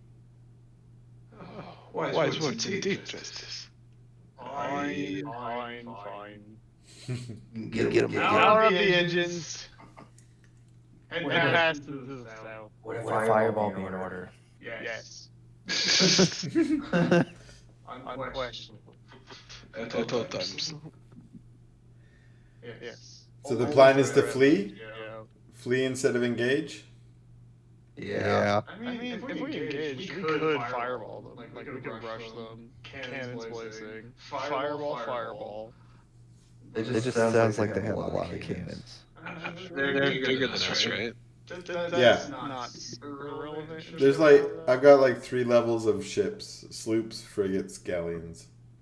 Galleons are the biggest ones. What's the range of our cannons again? 300 and 500 feet. Okay, assuming that they have similar range, they would be pelting us before. They don't have They don't have 500. Yeah, that's those like are pretty special. Oh, that's right. It's just us, yeah, we've got top of the line. Well, who knows, right? They might have something we don't know about, but That's true. Okay. chances are where you've got them outranged. So if we stay within that 500 meter range, Could just, they're hunting us. We could switch our long range cannons to stern and then just keep leaving. There's no stern. is switching cannon position something we can ever capable of? There are no stern positions on your ship. Bummer. Galleons have stern positions, but not frigates. Your stern is your captain's room.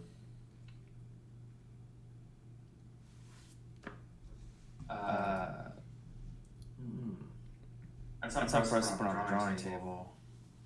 Yeah, for sure.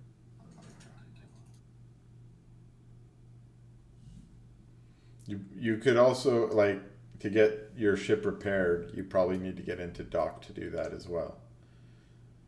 So upgrades and repairs. Yeah, maybe some reinforced armor plating or something. Alright. Let's run. Let's go Okay. past them. All right, so you start sailing past them as they... Go ahead. Geo, if they come within range, fireball them, please. Very well. And then with that, gentlemen, I'll be right back. Okay. Speaking in bravery. I'm not gonna stop going south just because they're south. I'm gonna keep them south. Yeah, push through. Right, so Coward. as you come passing them, they're angling to try and intercept, but you're angling to try and avoid. And they can tell this after a point, and they're signaling for you to stop because they want to interrogate you, basically. I assume you're ignoring their signals to stop. So you keep sailing along. After they realize that you're trying to flee, they turn to try and get into a pursuit formation, and they fall far enough behind you that they're certainly out of range of cannons, but they are trying to follow you to wherever you might be going. So we'll say that you here's the thing though. You have engines and they don't. And the wind is blowing against them. And so even though that they turn to try and catch you, it takes you a couple hours to actually lose them. They're good sailors. The captain of the ship is a really skilled sailor. But after a few hours, as the sun dips, they fall over the horizon. And I will say, so you guys you guys basically swap squares, and then you lose them, so you can move to one of those other 2 squares below you, or 3 squares I should say below you. Oh no, not 3 squares, sorry, you had already moved 2 squares, so you only get 1 more. Yeah, but basically you've left them in your dust. Or wake, as it were. There you go, in the wake. Okay, that was a close encounter, but not only have you alerted yourself as pirates to that group, you've now kind of alerted yourself as pirates to the Santilio. I hate Henrietta so much. She's gonna. You could have like. I've thought of how this could have gone. They were gonna demand you pull over, so you could have also done the negotiation thing, like, oh yeah, we're just traders, you know, try and deceive them. In which case, you might have actually had an encounter with her, but this was good. I'm gonna make them invisible again, since you no longer have a beat on them. Although you do know they're behind you, and you do know the last thing they were doing was trying to catch you. Okay, whew, couple of interesting days we've had. Like, we've only done like 3 days, and they've all been really interesting. Okay, let's do it to the next day. Boom. All right, who wants to roll our wind and our weather? So D20, D6 for wind, and a D4 for weather. I'll do it this time. Yeah.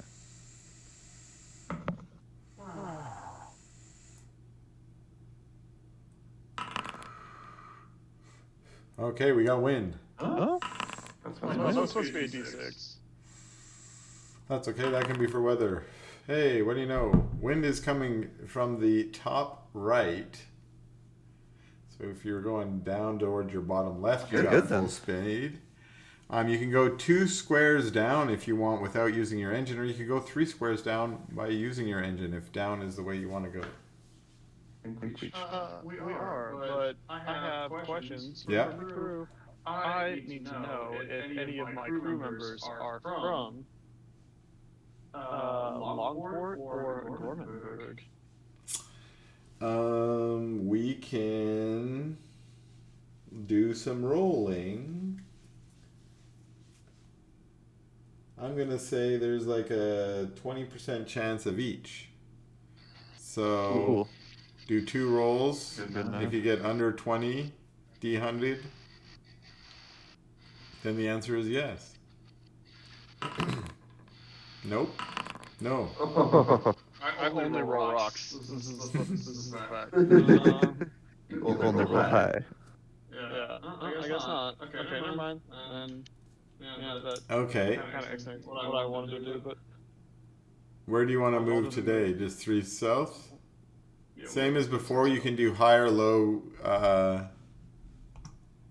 we'll traffic. keep a low profile this time. Okay. So roll a D100, somebody. I just rolled 292s. Well- Don't talk about it. Fuck. Let's not talk about it. You just travel through space and time for a second. Okay.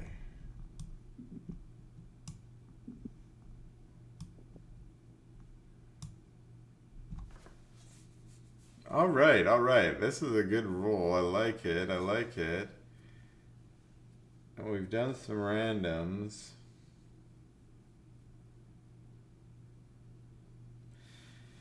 So what you rolled was pirate ship. Neat. And I think What? I'm going to pick this pirate ship, which is the closest pirate ship to you guys that we have.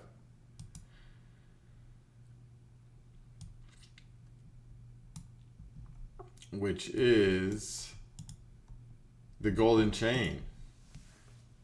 Oh, So you come across a sort of pontoon kind of looking pirate ship that's you recognize, of course. They probably you know that they probably don't recognize you, since you've never had your ship when you had encountered Captain Jimeni before. And you notice that as you see each other over the horizon, the Golden Chain turned towards you in an aggressive manner. What do you do? towards one of my crew members, and I go, burn up the colors. Okay, you roll up the black. Yeah. They, If I say to run up the colors, I always mean the black. Sure. I never mean anything else. anything else? Okay, so you I mean our colors every time. so you roll them up, and No, run up the colors. they show them. They still seem to be coming at you. They haven't turned their guns towards you, but they're definitely coming towards you. They're going to come up. Looks like they're going to try and talk to you or maybe attack you. Alright, yeah, we'll head to them. Okay. As they come up on you, you see the captain up on the dock, up on the deck, and she's got her spyglass out, and they get closer than you maybe would have liked before. It looks like she slows down her aggressive stance. She does recognize you, but she waves over for a parlay. Yeah. Signal back. Okay. Okay, so you guys managed to have a short meeting. Your ships come together.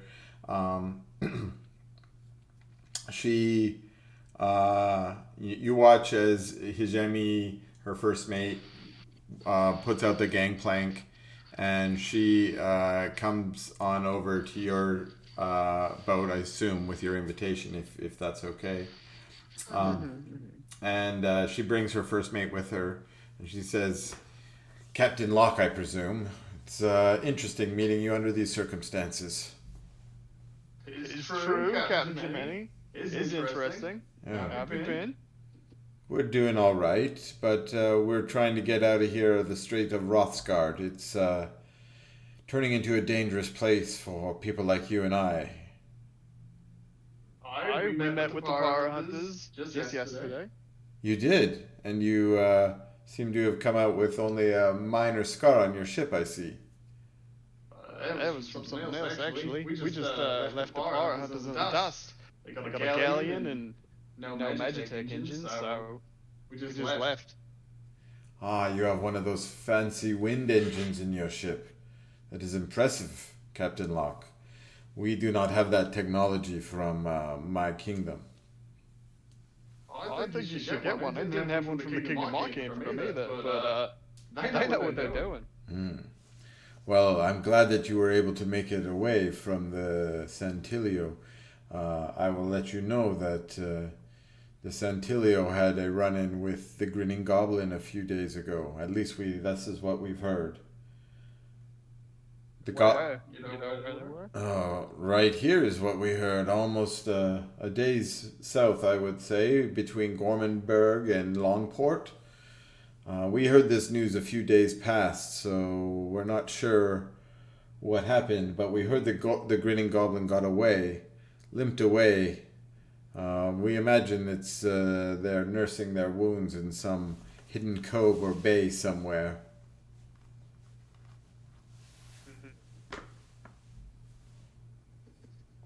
Do you have any idea what kind of hidden coves there are around here that they could hide in? I'm not exactly from these waters. Nor I, but you might ask some of the other sea traffic. These are well-traveled areas. I'm sure someone's seen the Grinning Goblin. My guess is they probably went somewhere along the shores of Freya. They weren't moving very fast, so that puts them somewhere near Lizoun is my guess. All right then. That's the best thing I've got in a while. Thank you, Captain. Where are you and your lot headed?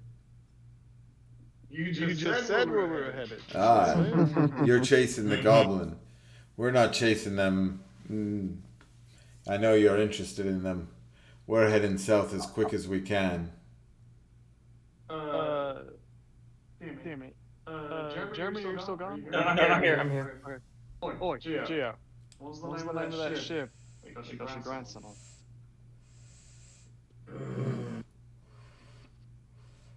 Let me...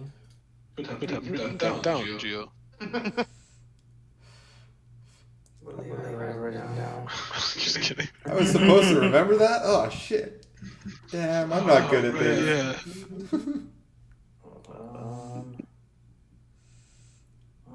Crickets. It was the burning something, wasn't it? Close. The flaming raven. What was it again? The flaming raven. Flaming Raven. The Burning Bush Pub. I knew it had to do with birds and flames. That's Yes. the Flaming Raven. All right. Well, Jermaine, we're looking for another ship. So you heard of a ship called the Flaming Raven? I don't know until you roll a D100. There. What do you mean D100? Or how about this? Roll an investigation check. That's a good D100. I'm taking that into consideration, but roll an investigation check now. Oh my god. I'm good at investigation. Okay. That's so irritating. She said, I like to call D100 the Josh's success dice. No. yeah, the 79 means the answer is yes. The 9 means she doesn't have very good knowledge. But here's what she will give you. She will say, the Flaming Raven, you say? I do know that ship. I haven't seen it for a while. It's a ship from a group of Netherim invokers, I believe.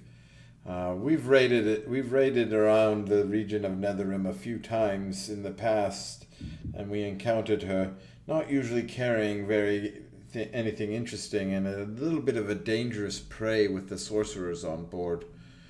Why are you interested in her? Got one of my crews, one of my mates, ransom that killed his family. We're gonna go right that road. Oh, and you think they're up in this region, not down near the Empire? They were up in this region, got away from us. Well, we haven't seen them, so good luck in your hunt. Thanks, Manny. All right, you guys part ways, I assume. Yeah. The party disappeared, so I'm putting it back. I saw it the whole time. That's weird. Oh, is it? Oh no. Is that? Yeah, I see two now. Oh. Nope, that's why. Sorry, my bad now. One was on top of the other. Okay, yeah. I only saw the orc and I didn't realize. Okay. So, Jemeni sails away. Sail away, sail away. And yeah, we can do another day. Nice. Making good progress. One thing we haven't done is let's get some tinkering checks to see if you guys have built your ring of death siphoning yet. Cool. So Raphael, sleight of hand. Can I assist? Yes, you can. That gives advantage. And we'll say there was 2 days. Okay, let's do it.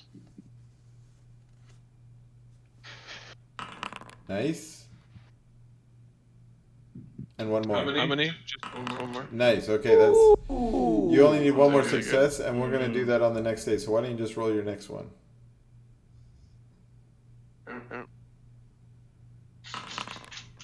With advantage because you're being helped by. That's going to be a success. Okay, so at the end of today, you will have finished your little whatchamacallit. Okay. So, but let's do the weather and the wind, and then we'll do traffic, and then we can see what you do with your little device. Got it. Slash roll 1d20 slash roll 1d4 slash roll 1d6. Enter. Ooh, we'll take the first one there, which is a 3. 1, 2, 3.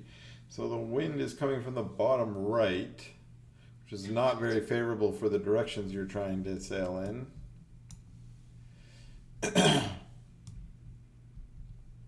So, yeah, you can turn on your engines probably and go in whatever direction you want. Yeah.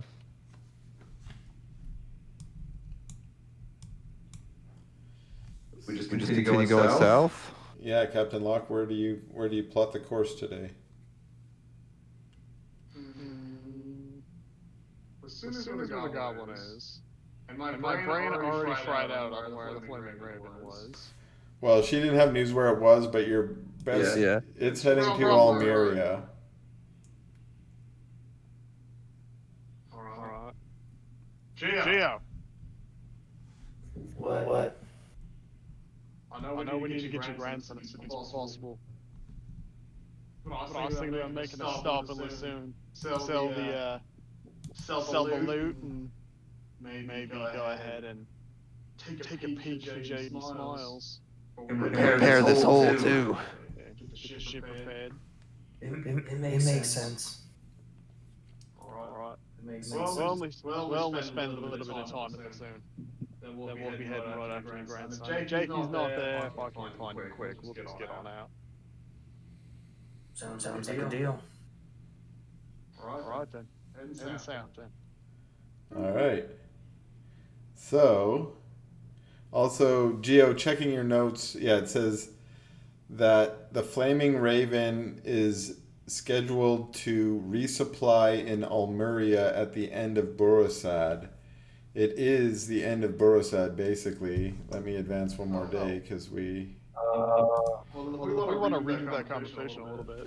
Well, there's two ways to interpret we that. won't make it. We won't make it. Yeah, that's what I was sort of also, like...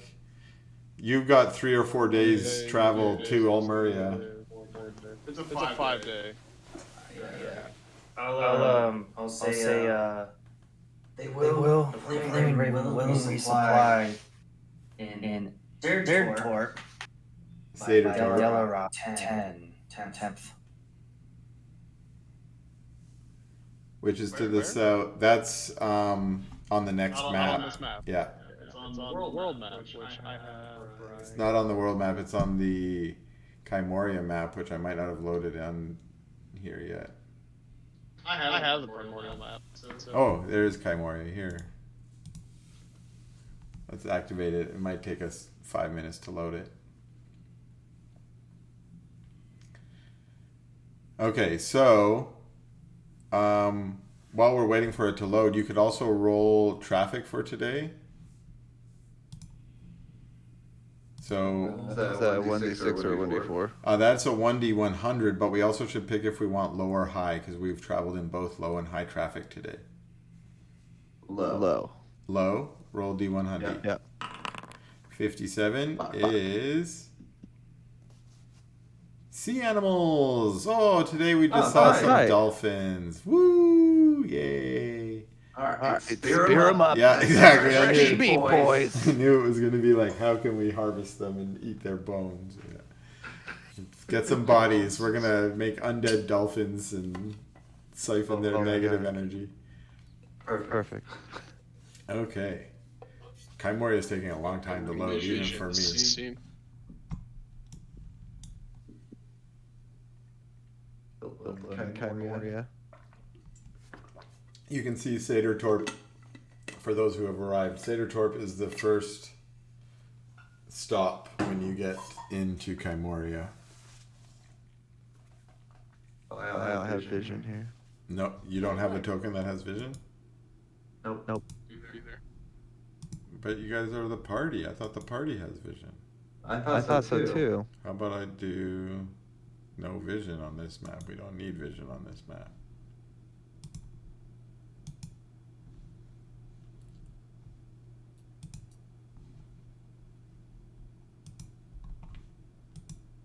Now can we see?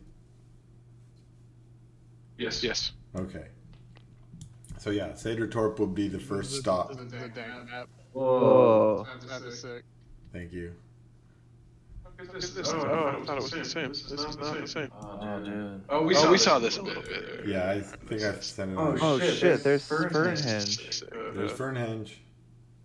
I need to go there. I still, there's gold in Delgado. There's Fort Dunwhiddle. Now where are they fucking gonna be going? So One that's in like 2 weeks they'll be at Sadertorp, according to their schedule. Okay. You know, Okay. if they have favorable winds or unfavorable winds, it could be something else. And then I think their next plan is to Fort Dunwhiddle. Yeah. And they are going to spend a little bit of time there. Alright, so same plan then as before. We go to Ilse or whatever that place was on Freya. Yeah. Sell, head for Sailor Torb directly, try to catch him there. Okay. So the plan is the Grinning Goblins. Yes, currently the Grinning Goblin. Okay. So, we saw some dolphins today, but we also finished off the ring of siphoning negative energy today. Do we want to summon undeads and try and siphon negative energy today? Yep. Okay. So, you have a body. I do. Which body do you want to use first? Harpy body or... I'm gonna do creep. Okay, also, which spell are you using to animate them? I have a scroll of Raise Dead. Animate dead, probably. Two of them. Raise dead is different. It says two scrolls of Raise Dead. I might have typed it in wrong. Yeah, you probably I have a typed it in scroll of wrong. Create Undead. Raise dead is what you cast on your friend when they die. So that they become your friend again. Animate dead is what you cast on your friend when they die if you want them to become your zombie servant. Well, okay. I do not have anything then. No, you definitely have animate have dead. to I did not give you 2 scrolls of raise dead, I'm almost certain. He should give you 3,000 gold worth of scrolls. Yeah. I didn't just give you like get back to life cards. So animate dead. This spell creates an undead servant, medium or small. I'm trying to see if it can do more than one at a time.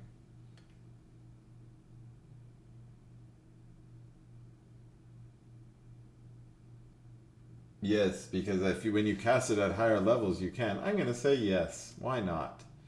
This is a scroll that you got from Tristan Dobler's tower, and those people had powerful necromantic powers. So we'll say it was upcasted a bit.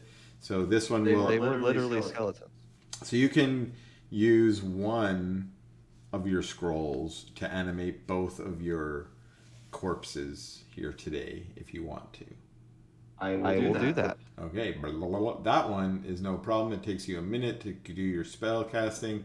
You do it. Do you do it at a specific time of day? Right after do it at night. Okay.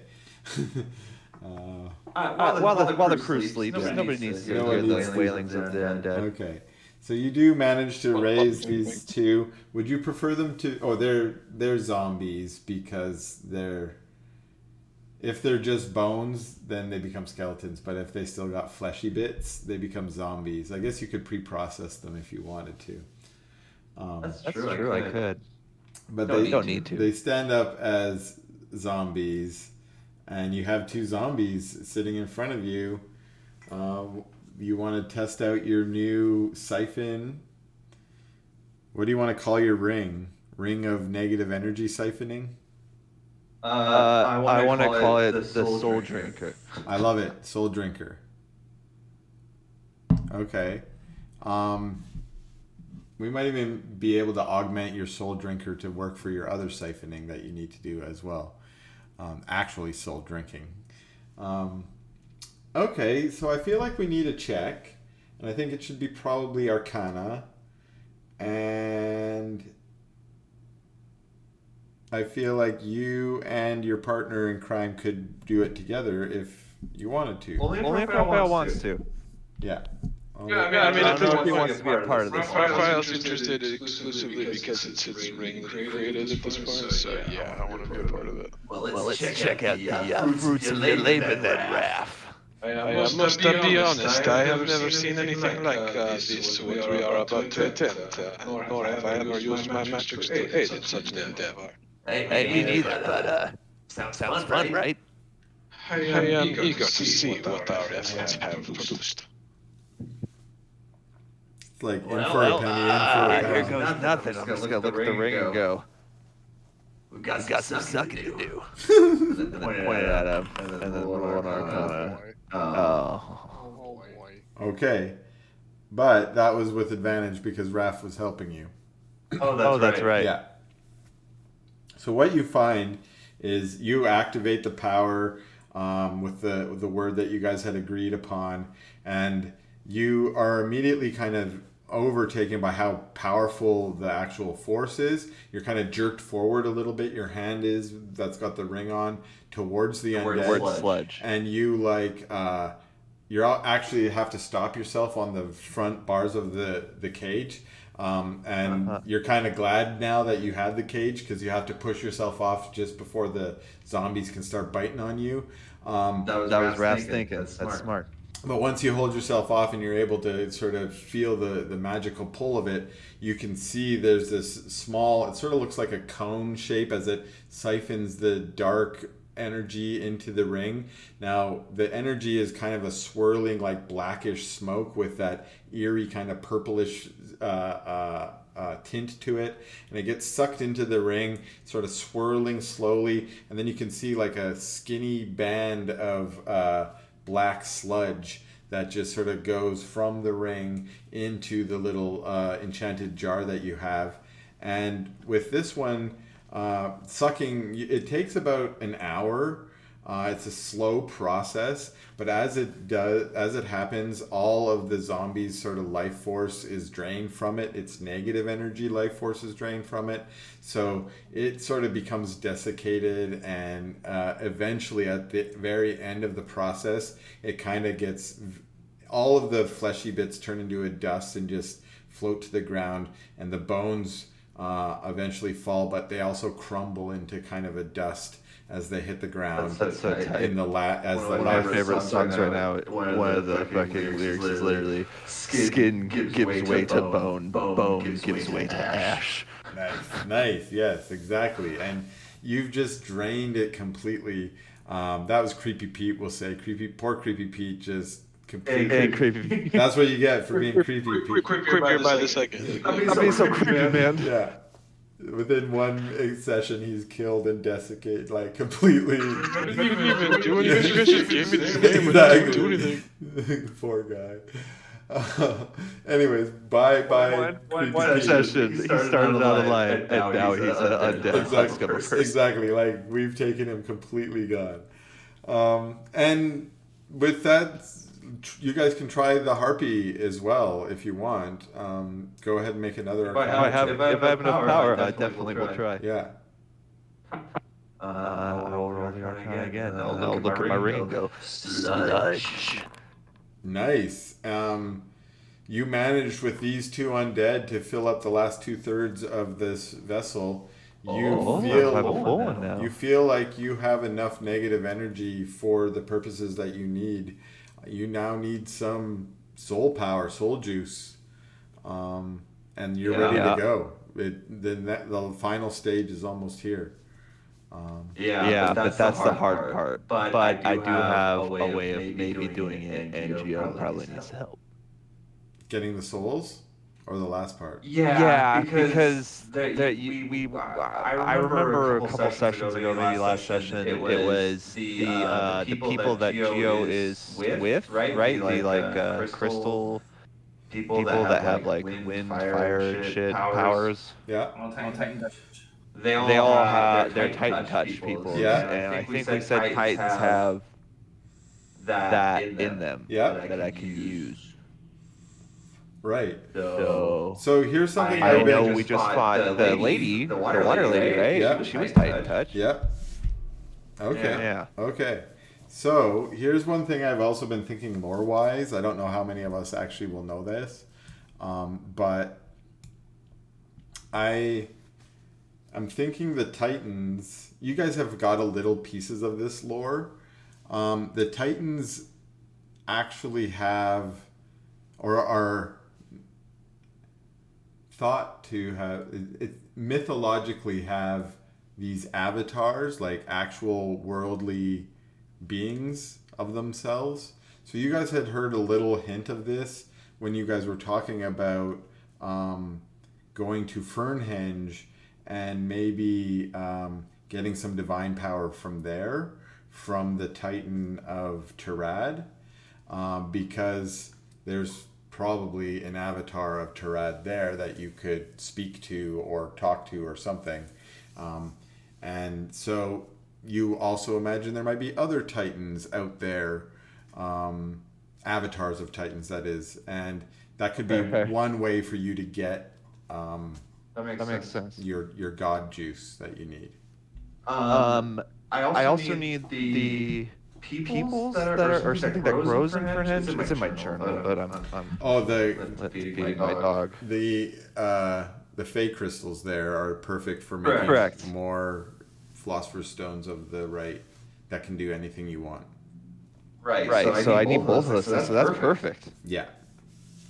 And we're kind of sailing that way anyway. Maybe after we're done, I'll pose it to the captain. Your little goblinoid brain knows you can get souls from other things. Oh hell yeah, I can. Depending on how evil you want to be, effectively. I operate within the confines of the law of this ship.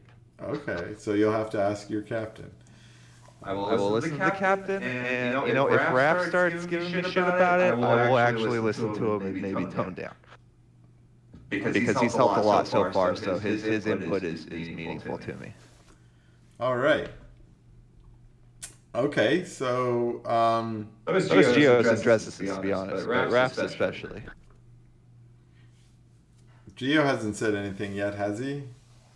I don't even think he knows what I'm doing. No. I'm listening.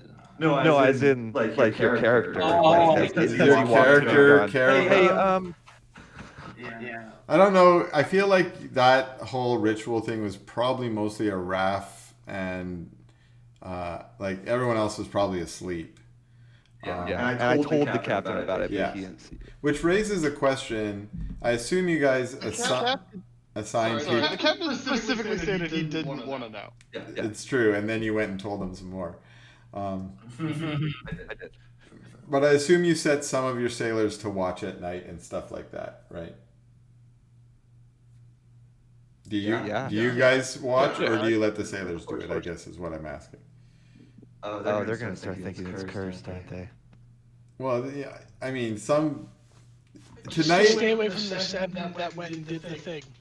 I think tonight's activities went over pretty well. Like you didn't, just like a green glow from below deck with wailing. Yeah, That's the R&D department. Like, don't worry about it. Just R&D. Rumors are probably starting to spread, just like everything else. But at the moment, no mutinies have begun. I don't even know if the crew even wants to really talk to me anymore. They probably avoid me a little bit. You're definitely coming off as the creepiest member, especially when you fly around too. Like you're just like I would just fly like. I'm the new creepy Pete. Creepy Stuck in Lucius. essence, it became him. Okay. I mean, to be fair, Creepy Pete is still here with us. Okay. So In this jar. That's how he goes away. I will dump him off. Like he never changed from becoming an undead. He looks exactly the same. That's that creepy. Still creepy. Yeah. We'll dump the bodies out of like a window or something into the water. All right, so we got that negative energy siphoned. Let's do it another day because maybe we'll arrive at Lezoon. Now I kind of want to get some more negative energy just to have backups. And you can go buy some more animate dead scrolls, although you already have one more. Yep. Let's roll a wind, D20, Gotcha. D6. That's 120. Wind. And it is coming from the 1, 2, 3, 4, coming from the south.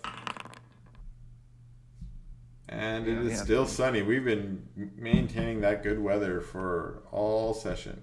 So it's coming from the south, so we probably need to engage the engine. Are we sailing right up to Lezoon? No.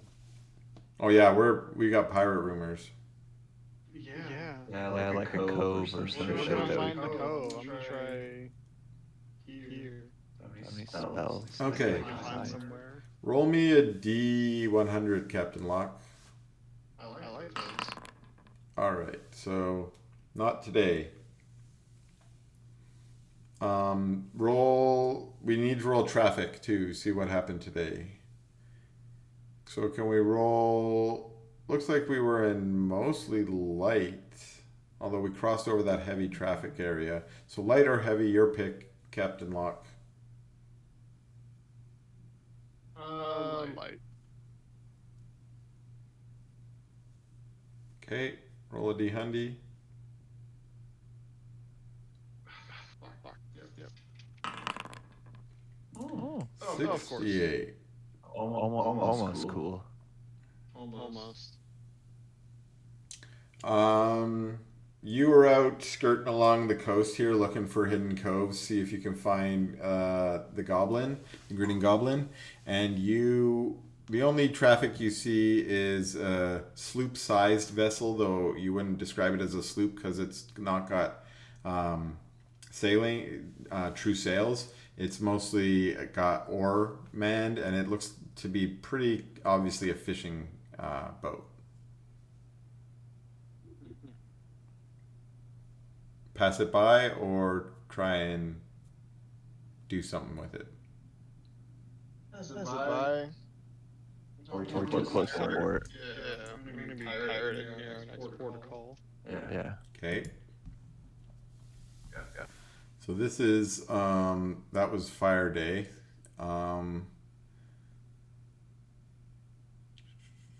So we can do one more day. Yeah, let's do one more day. So another D20, D6 for our wind.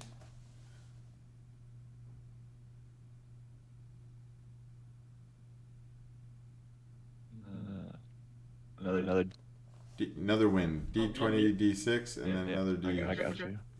I'm sitting here mashing up, trying to get it to give me my D20, and it's not giving it to me. 20, super wind. I don't know what that means. 1 is coming from the north.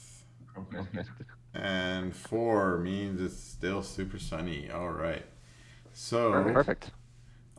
Wind is coming from the north, so not very advantageous for y'all today. Not that bad. You could do 2 to the bottom right if that's the way you're going.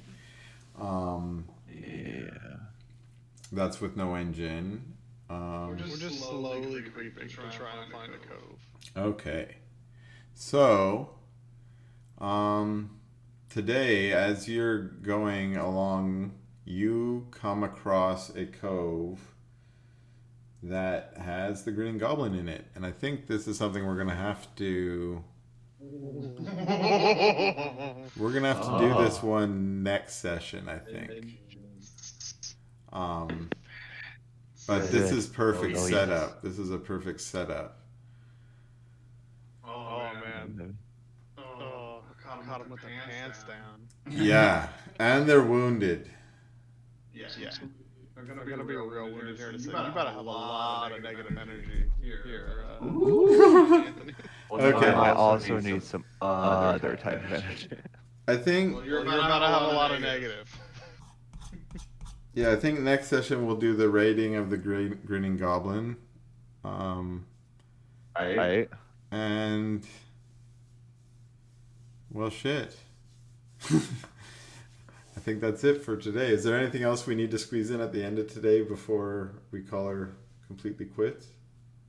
I'll just pop into Kawa and say I love you. Oh, Kawa's... Oh, precious. Let him know we all love him. Yeah. No. Don't tell Kawa I love Kawa. Except for Raph for some reason. Don't be fucking... said no. I don't know if anybody else is super fucking suspicious of the superpowered demon genie that came to the party. I am wielding 2 clearly cursed items. I am far beyond I don't think that genies and demons are the same type of thing. Listen, Raphael's quickly deteriorating morals are the only thing keeping us between all-out torture and murder. Which we've already done. I failed to stop. That already happened. Remember Dress to put his finger in something? Yeah, I told his Justice to ask more questions, and he just pressed his finger into an open wound. I loved I it. have to touch to be able to hear them. I have to touch him on the owie bit. Just that one Definitely. I love it. I love how this is causing this fun discussion about morals. My last character had super good morals. This character, not so much. This is good. We're not like full on evil. We're just very self-interested, and we don't care about hurting people. I didn't kill that dwarf. I didn't tell my Right. boys to slaughter that fucking Exactly. recruiter or nothing. You guys, With your crown, you could have made him do it himself, right? I could have, but I didn't because I'm not very good at using the crown, which is why I don't use the crown very often. practice makes perfect. It does not. Practice will not make my wisdom stat any higher. All right, that reminds me. Speaking of cursed items, you noticed that as the month draws to the end, we're on feed day, the last day of the month, that the moon, which is switching to a new moon, I don't even know how moons fucking work, but it's like completely disappeared. Yeah, that's a new moon. But then it has to come back, right? Yeah, it comes from the other side. What the fuck? That's too hard for me. I don't know what's going on. Well, you have a crescent on one side, right? So let's start with a full. Okay, and then it starts. But if it's a full, if it's a So you- wait, if it's a full moon once a month, then the new moon is in the middle of the month, right? I don't know. You can make that up though. Yeah. Okay. So I lied. God. It a new moon happens every 28 days. right, and that's when there's no moon. Okay. In any case, oh, I got it backwards. I think I don't know. It doesn't matter. The moon has disappeared on your blade. That's what matters. Got it. No healy right now. Okay, the moon, because the moon has gone away in the sky, the moon, I don't know. Fuck. Whatever. Yeah. The moon is supposed to be full. It's a full moon right now. It is a full moon, but the moon on your blade has disappeared. Okay. It's about, yeah, something like that. I don't know. Fuck. Think I about see. that for the next So next week or so. yeah, that's super interesting. I've already gotten an idea of how that blade works. So the next question is next week a thing? I'm good. I think I should be good, yeah. Yeah, I should be Sure. Okay. 100% will be good. Jeremy, that'll be a double weekend for us. That's exciting. Oh yeah, huh? We'll play both campaigns, yeah. Nice. Never happened. What's that, the Pathfinder as well? No, we play our buddy up in Olympia runs a campaign with all beginners, so he asked me and Jeremy to come play with him. That sounds fun. Yeah. Okay, well, yeah, I'm gonna hope so, but because I haven't got Grinning Goblin stuff set up, as long as I've got it all prepped for next week, that's what we'll do. Awesome. Sounds good. Good. Good games, everybody. Good session, guys. All right, Love see it. y'all soon. Good night.